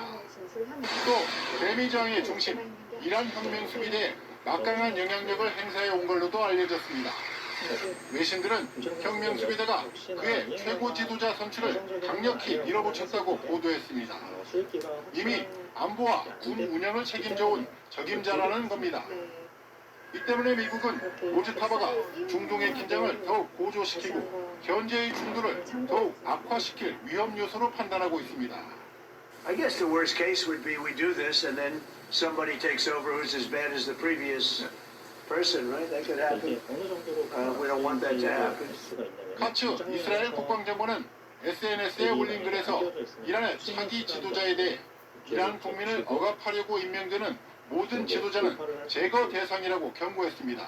시위대 유혈 진압으로 악명 높은 이란에서 모즈타바가 새 지도자로 선출될 경우 신정체제 세습 논란이 증폭될 것으로 전망됩니다.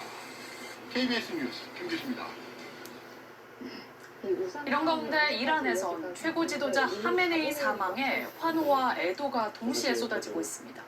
미스 이란 출신 여성은 큰 해방감을 느낀다며 오죽하면 공습을 기뻐하겠느냐는 취지로 입을 열었습니다. 강푸른 기자입니다.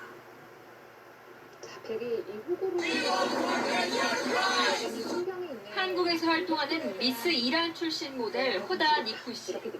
하메네이 사망으로 큰 해방감을 느낀다며 신경을 밝혔습니다. 니쿠 씨는 SNS를 통해 진심으로 전쟁을 기뻐하는 사람은 아무도 없을 것이라면서도 이란 사람들은 이미 4시간여간 매일 전쟁 같은 분위기 속에서 살아왔다고 말했습니다. 시위대를 유혈 진압한 하메네이 정권 비판에 방점을 찍은 겁니다. 정부는 사람들을 통제하기 위해 반복적으로 강한 물리적인 진압을 했고 많은 안타까운 희생이 있었습니다. 이란 현지에선 하메네이 사망 이후 시민들이 거리에서 환호하고 차량 경적을 울리는 모습이 포착되기도 했습니다. 반면 강한 반미 감정을 드러내며 수만 명이 운집해 하메네이를 추모하는 발길도 이어졌습니다. شوکه کننده بود خبری که واقعا آدم اصلا سرشار از خشم سرشار از نفرت نسبت به اسرائیل آمریکا باید انتقام خون آقا رو بگیریم. 하메네이가 사라진 지금이 민주화를 이룰 적기라고 보면서도 외세의 개입에는 회의적인 목소리도 나오고 있습니다. KBS 뉴스 강푸른입니다. 한편 트럼프 대통령은 이 와중에 동맹국들 줄 세우기에도 나섰습니다. 이번 작전에 비협조적인 스페인을 강하게 비난하고 미국과 같은 입장인 독일은 추켜 세웠습니다. 이번 전쟁의 여파가 유럽으로도 확산하면서 유럽 국가들 난처한 모양새입니다. 워싱턴 김성수 특파원입니다. 트럼프 미 대통령의 심기를 건드린 동맹국은 이란에 대한 군사작전 과정에서 해공군 기지 사용을 불허한 스페인입니다. 트럼프는 스페인을 끔찍하다고 표현하며 모든 무역 거래를 끊겠다고 했습니다.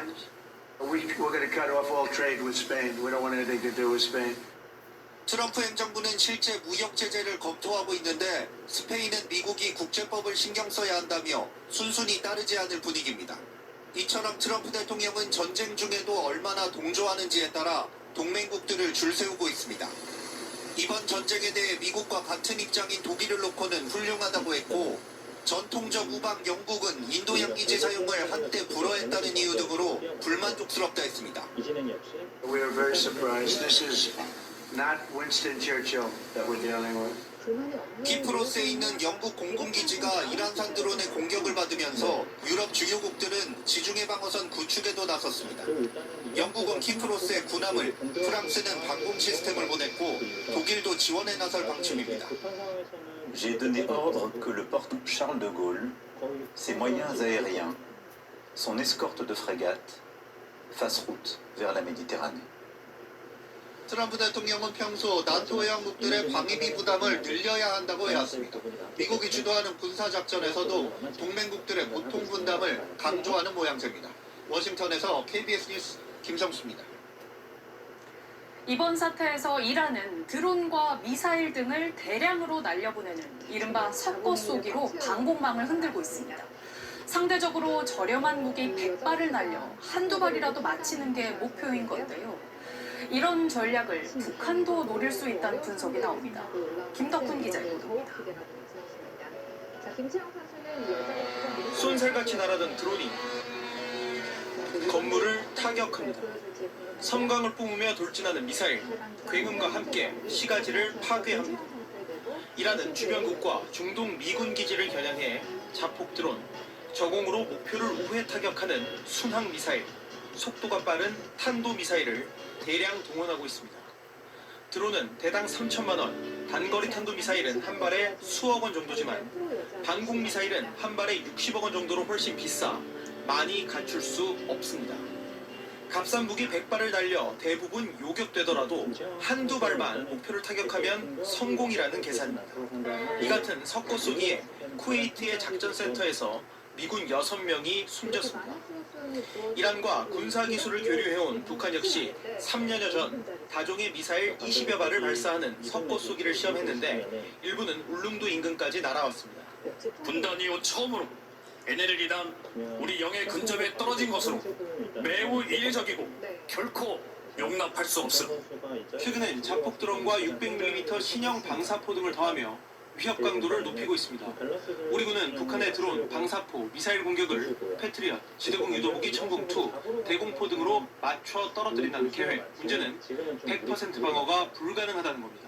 석고 쏘게 한다면 우리의 방공망이 혼란을 겪게 되고 방공 요격 체계가 조기 소진되면 우리의 주요 타격 목표들을 손쉽게 공격할 수 있게 되는 겁니다. 이 경우 한정된 방어 자산을 주요 군사시설과 인구 밀집 지역 중 어디에 배치할지 선택의 고민에 직면할 수 있습니다. KBS 뉴스 김덕훈입니다. 이란과 이스라엘에 체류하던 우리 교민들은 천신만고 끝에 안전지역으로 무사히 대피했습니다. 하지만 여전히 2만 명 넘는 우리 국민이 중동 국가에 머물고 있는데요. 이들은 공포와 불안감 속에 불면의 밤을 이어가고 있습니다. 이예린 기자의 보도입니다. 가장 월적인 모험 시작된다.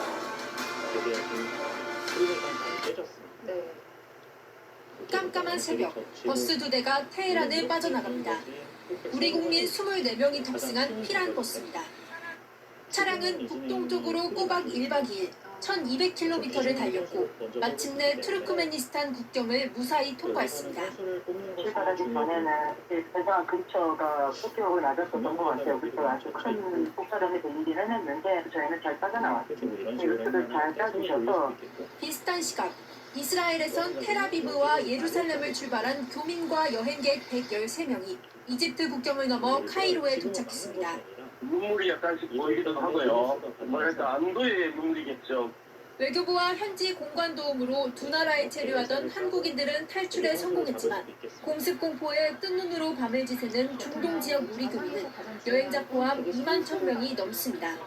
살 소리가 어쨌든 계속 들리긴 하니까 불안감이 내려놓지는 못하고 하늘길까지 막히면서 귀국을 쉽지 않은 상황입니다. 외교부는 현지에 발이 묶인 우리 국민 상황을 파악하고 있습니다. 동시에 이들의 안전한 귀국을 위해 전세기와 군 수송기 투입, 정부 합동 신속 대응팀 추가 파견을 검토 중입니다. KBS 뉴스 이예린입니다.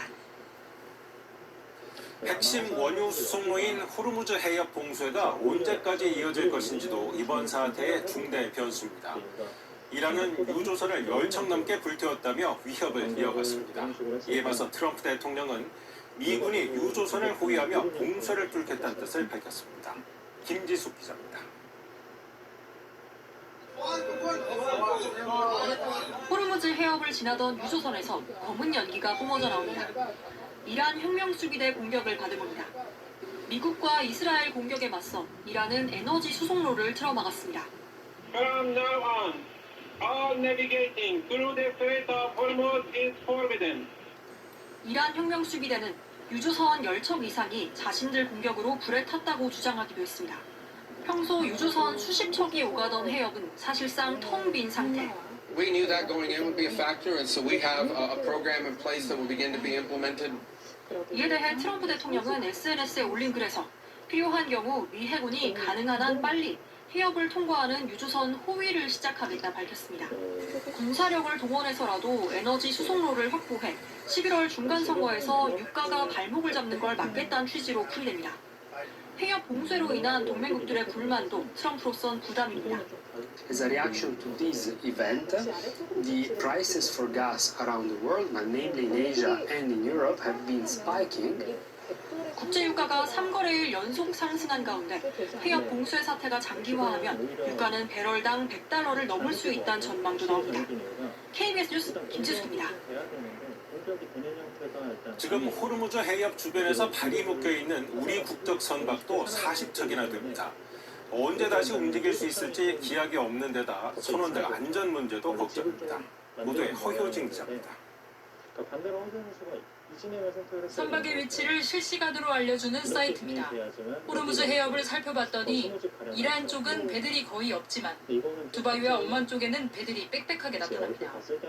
이란 혁명수비대가 호르무즈 해협 봉쇄에 나선 영향인데 해협 안쪽 페르시아만은 출입구가 막힌 셈이 됐습니다.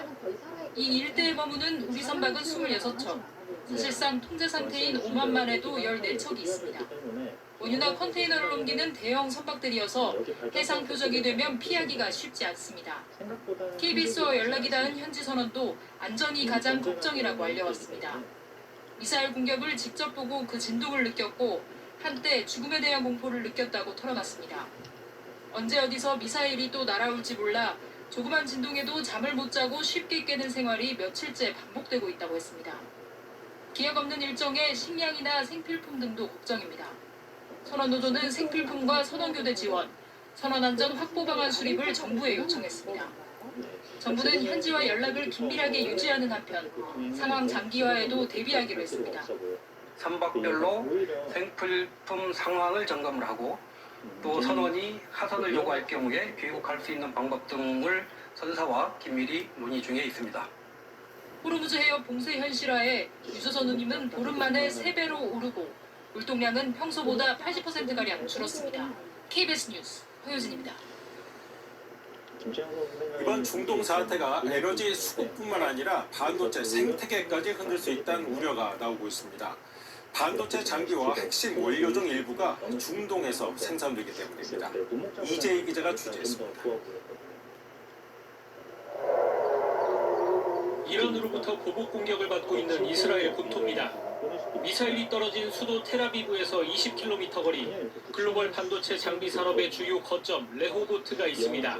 삼성전자와 SK 하이닉스 공장의 반도체 측정 검사 장비도 이 지역에서 만들어집니다. 웨이퍼 위에서 패턴이 문제가 없는지 확인하는 것도 있고요. 반도체가 제대로 동작하는지 테스트하는 것도 있고요. 반드시 있어야 되는 거죠. 반도체 회로를 그려놓고 불필요한 부분을 제거하는 공정에 쓰이는 브롬가스 최대 생산지도 이스라엘 사해입니다. 지난해 한국의 이스라엘산 브롬 의존도는 97%를 넘어섰습니다. 냉각 공정의 필수인 헬륨도 수급 차질이 우려됩니다. 헬륨은 액화 천연가스 생산 과정에서 부산물로 나오는 만큼 천연가스 대국 카타르에서 3분의 2 가까이 조달합니다. 그런데 최근 이란의 공격으로 카타르 최대 LNG 생산 시설 가동이 중단됐습니다.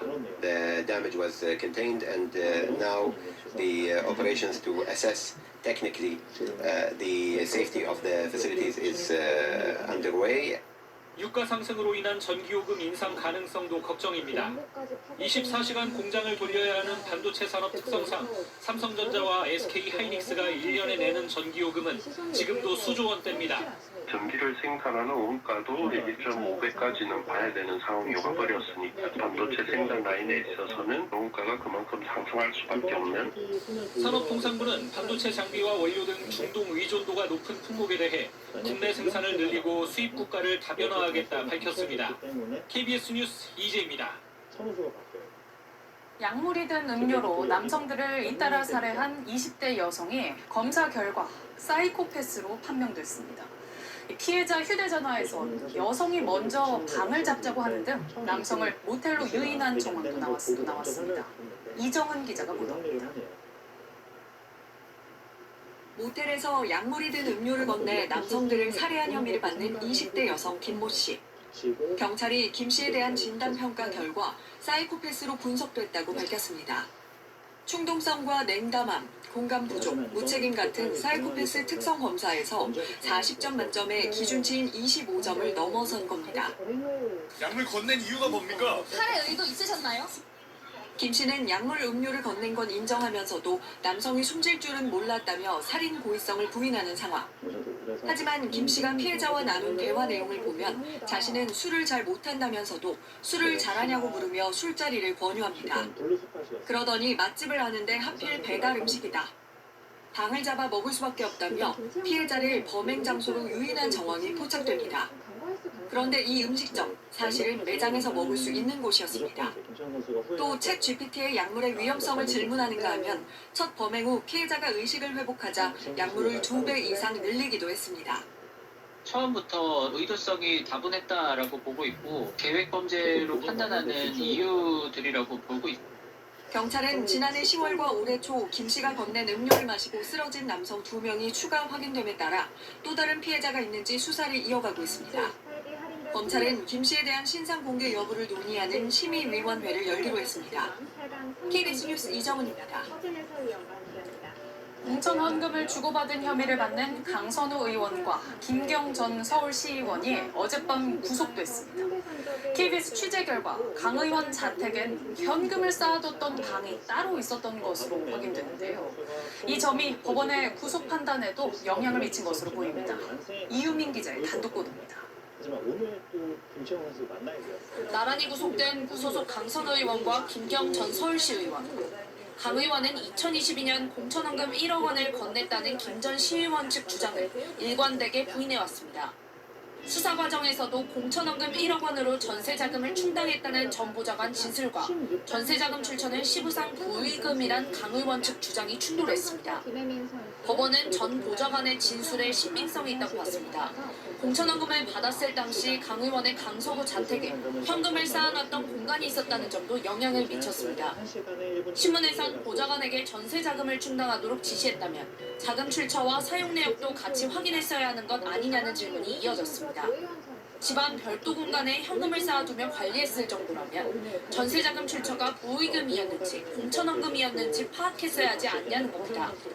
또 강 의원 자택이 압수수색 전 미리 청소됐고 압수된 아이폰 비밀번호 제공을 거부한 점도 증거인멸 정황으로 받아들인 것으로 알려졌습니다. 강 의원 측은 당시 경조사비와 생활비 등 현금을 자택 창고에 보관해왔지만 김 전 시의원이 건넨 1억 원 쇼핑백 존재는 알지 못했다고 설명했습니다. KBS 뉴스 이윤입니다. 아시아를 대표하는 자동화 산업 전시회가 서울에서 막을 올렸습니다. 역시나 중국 휴머노이드 로봇들이 큰 눈길을 끌었는데요. 완제품은 물론 이젠 부품까지 국내 업체를 위협한다는 우려가 나옵니다. 송락규 기자가 취재했습니다. 사람처럼 걷고 손을 흔들며 인사하고 내친김에 춤까지 춥니다. 모두 중국을 대표하는 인간형 로봇 휴머노이드입니다. 아시아를 대표하는 자동화 산업 전시회 개막 첫날 가장 눈길을 끈 건 중국산 로봇들이었습니다. 제품 시연에서 그치지 않고 개별 업체들의 휴머노이드 기술 전략과 상용화 계획까지 공유하며 자신감을 드러냈습니다. 중국에서는 이미 제조 현장에도 투입되고 있습니다.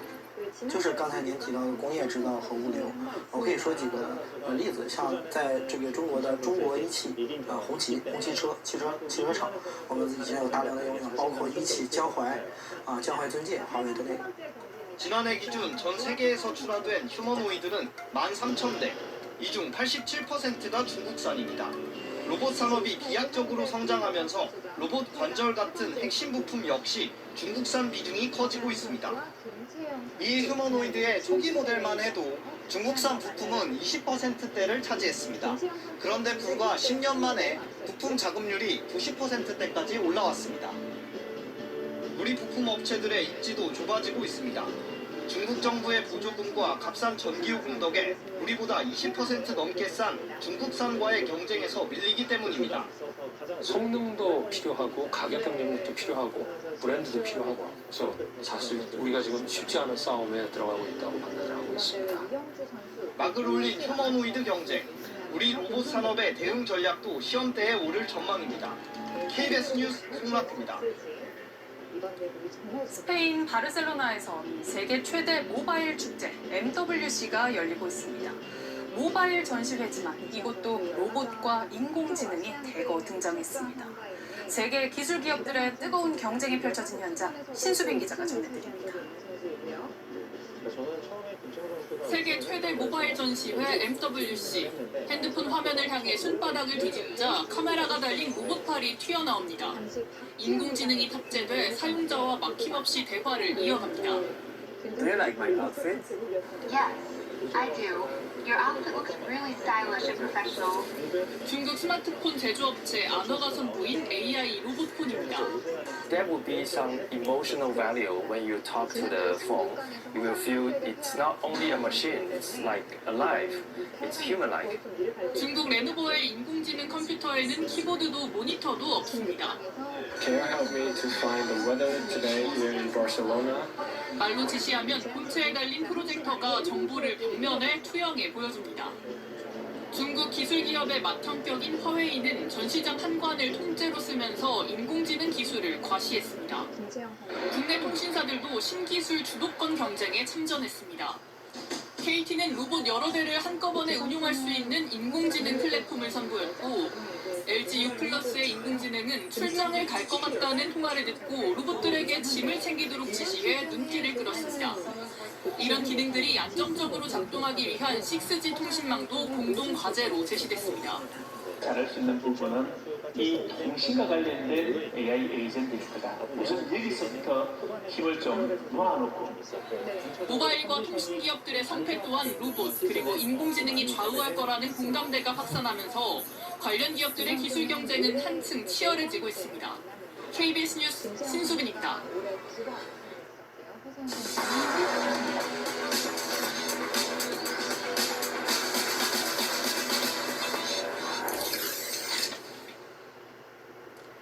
앞서 보신 것처럼 인공지능과 결합한 로봇이 빠르게 발전하면서 인간 노동력과 경쟁하는 구도도 두드러지고 있습니다. 이런 현실을 조명하는 KBS 연중기획 노동이 온다. 오늘은 확고한 전문 영역이던 통번역 분야의 변화를 살펴보겠습니다. 김준범 기자의 보도입니다. 안윤수 씨는 해외 의료용을 수입해 온라인에서 10년째 팔고 있습니다. 해외 거래처와 주고받을 제안서나 계약서, 번역이 필수입니다. 일본 물류 회사랑 이제 저희가 계약했던 계약서, 이제 전문업체에 의뢰를 했던 겁니다. 3년 전부터는 번역 의뢰를 줄였습니다. 단어 하나하나가 민감한 서류지만 생성형 AI 번역도 문제가 없었습니다. 오히려 더 번역했던 것보다 더 전문가적으로 다 잘 돼가지고.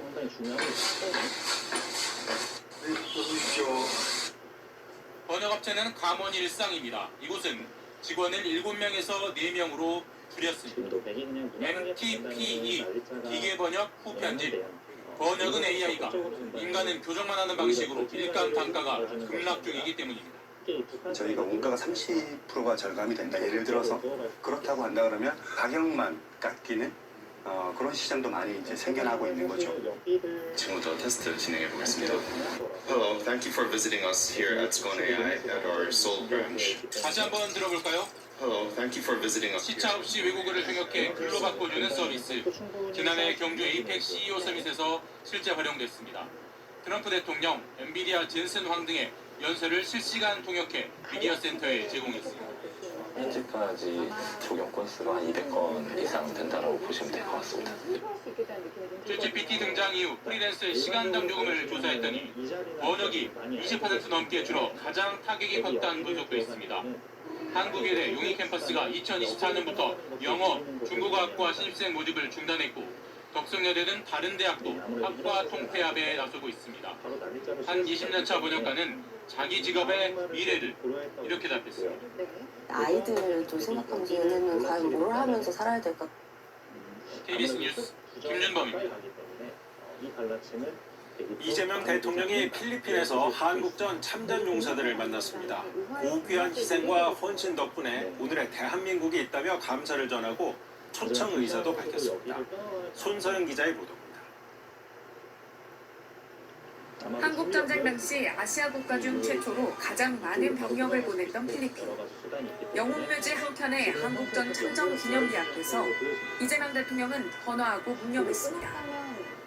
생존해 있는 참전용사와 후손들도 직접 만났습니다.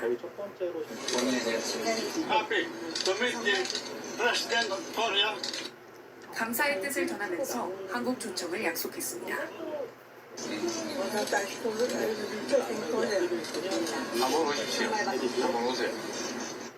예우를 강화하고 보훈 외교를 적극 추진할 거라고 청와대는 설명했습니다. 필리핀 재계 인사들과도 만났습니다. 양국 간 제조, 에너지, 인프라 등 3대 유망 분야 협력을 위한 과감한 투자를 당부했습니다. 협력은 우리 양국을 넘어 아시아와 태평양, 나아가 세계 시장에 새로운 기회를 만들어낼 것이 분명합니다. 비즈니스 포럼을 계기로 조선, 원전, 식품, 의료기기 등 7건의 MOU도 체결됐습니다. 필리핀 동포간담회를 끝으로 3박 4일 동남아시아 순방 일정은 모두 마무리됐습니다. 특히 이 대통령은 이번 아세안 국가 정상들과 회담에서 불안정한 국제정세 속 평화 수호와 함께 동반자적 관계로 위기를 이겨나가자는 데 뜻을 모았습니다. 마닐라에서 KBS 뉴스 손서영입니다. 아부다비 인기 호텔과 항공권을 특가로 예약하고 뉴욕의 예술을 감상해보세요.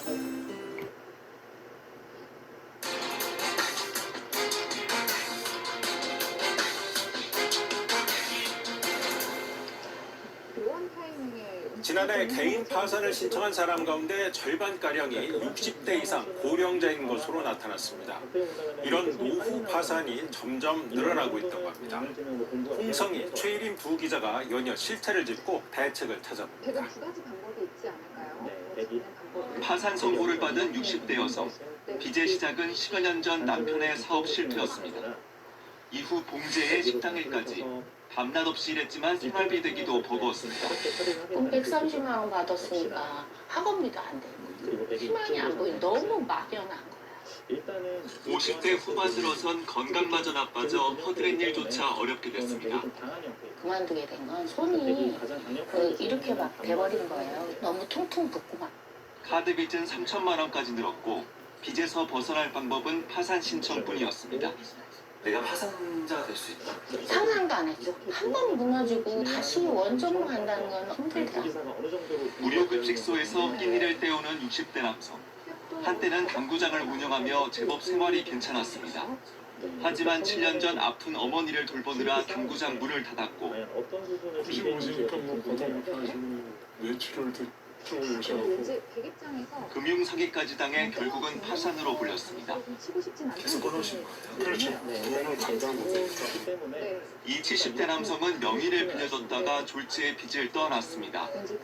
택시기사로 일하며 갚아왔지만 최근 실직하며 파산을 신청하기로 했습니다. 대수술을 했거든요. 몸도 아파서 한 달에 20일을 만족을 못해요. 그만둬서 하는 식으로 해가지고. 지난해 전국의 개인 파산 신청자는 4만 명. 이 가운데 60대 이상의 고령자는 18,000여 명으로 전체의 45%에 이릅니다. 2020년 이후 전체 파산 신청자 수는 줄어들고 있는 반면 고령자의 노후 파산은 늘어나는 추세입니다. KBS 뉴스 홍성입니다. 지난 한 해 서울시 상담을 통해 파산을 신청한 60살 이상 고령자 691명의 데이터를 분석했습니다. 노후 파산 신청자 10명 중 9명은 직업이 없거나 일용직 노동자였습니다. 한 달 평균 수입은 99만 원, 기초생활수급비와 기초연금 등 정부 지원금이 대부분입니다. 생활비를 마련하기도 빠듯한 형편이었습니다. 이들에게는 예상하기 어려운 경제적 위기가 닥친 경우가 많았습니다.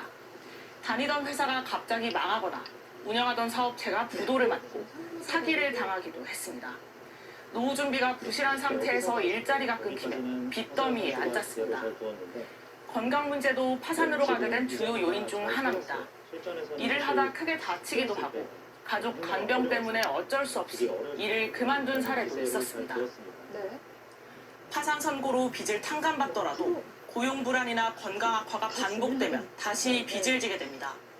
노후 파산자의 12%가 이 굴레를 벗어나지 못해 재파산을 신청하는 걸로 나타났습니다. 처음에 파산을 겪을 때 사회적 관계망이 단절된 분들이 많았습니다. 여기에 건강 악화라든지 주거비 상승 같은 변수가 한 번이라도 발생하면 채무가 다시 악화되지. 전문가들은 노후 파산을 개인의 경제적 실패로 치부해서는 안 된다고 말합니다. 고령자일수록 안정적인 소득을 얻기 어려운 노동시장 구조와 고령자가 빠르게 늘고 있는 인구 구조 등이 얽혀 있어서입니다.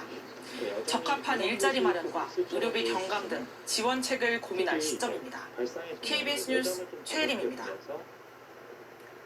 오늘 대구의 지하통로 공사 현장에서 21m 높이의 중장비가 쓰러지는 위험천만한 사고가 났습니다. 출근길 도로를 달리던 택시가 쓰러지는 이 중장비 바로 앞에 가까스로 멈춰섰는데요. 그 아찔했던 순간 문다혜 기자가 전해드립니다. 대구의 왕복 8차선 도로. 달리는 택시 앞으로 오른편에서 21m 높이 천공기가 서서히 기울어지더니 도로를 가로질러 완전히 쓰러집니다. 그 브레이크를 밟은 택시가 천공기 앞에서 간신히 멈춰섭니다. 쓰러지는 거 보고 브레이크 잡았는데 앞에 쿵 때리고 그대로 가서는 난리가 죽었어요. 오늘 오전 9시쯤 대구 도시철도 2호선 만촌역의 지하통로 공사 현장에서 집안 작업에 쓰이는 천공기가 균형을 잃고 넘어졌습니다. 천공기가 넘어지면서 천공기 기사와 택시기사, 택시 승객 등 3명이 다쳤습니다. 큰 부상은 아니었지만 출근 시간대 인파와 교통량 모두 붐비던 상황에서 대형 재난으로 이어질 뻔했습니다. 건너가려고 여기 서 있었어요. 근데 옆에서 소리가 조금 이상한 거예요. 그래서 우측으로 고개를 돌려보니까 거대한 기계가 서서히 도로 쪽으로 넘어가는 거 있죠. 사고 직후 쓰러진 장비를 해체하기 위해 도로를 통제하면서 일대 교통이 온종일 극심한 혼잡을 겪었습니다. 최근 건설 현장에서는 집안에 구멍을 내는 중장비 사고가 이어지고 있습니다. 지난해 6월 경기도 용인에서 44m 높이 항타기가 쓰러졌고 이어 10월엔 경남 창녕에서 천공기가 넘어져 60대가 숨졌습니다. 경찰과 노동당국은 공사 과정에서 천공기를 옮기려다 쓰러진 것으로 보고 시공사를 상대로 안전수칙 준수 여부 등을 조사하고 있습니다. KBS 뉴스 문다혜입니다. 전날 술을 마신 뒤 다음날 아침 운전하시는 분들 많은데요. 어제니까 괜찮겠지 생각하시겠지만 숙취운전으로 적발될 수 있습니다. 새학기를 맞아 경찰이 학교 주변에서 단속에 나섰는데 1시간 만에 4명이 음주운전으로 적발됐습니다. 이혜지 기자가 현장 취재했습니다. 개학 다음 날 아침 서울의 한 초등학교 앞. 안녕하세요. 음주단 중입니다. 경찰이 학교 인근에서 음주 단속에 나섰습니다. 0.035. 저는 정지 수치가 나왔었어요. 음주 사실을 부인하던 운전자. 술을 아예 안 드셨어요. 결국 전날 마셨다고 털어놨습니다.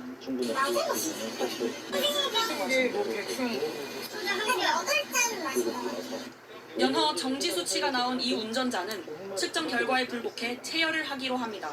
근데 체열이 보통 더 나올 수는 있으니까 그건 참고하시면 돼요. 지금은 정지인데 체열하면 취소가 될 수 있습니다. 화물차를 몰고 스쿨존을 지나던 이 운전자는 면허 취소 수치가 나왔습니다. 0.084 취소 취소입니다. 취소. 수치가 아직 있어가지고 개인적으로 좀 그랬는데 죄송합니다. 적발된 운전자들 변명도 비슷합니다.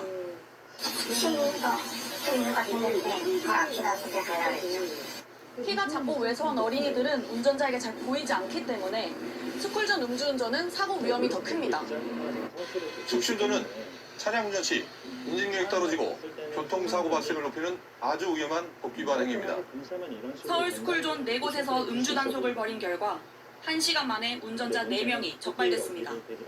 KBS 뉴스 이혜지입니다. 일로 막아서 바로 수상전을 하는 것이 아니라 좀 쉽게 참고를 보여드리면은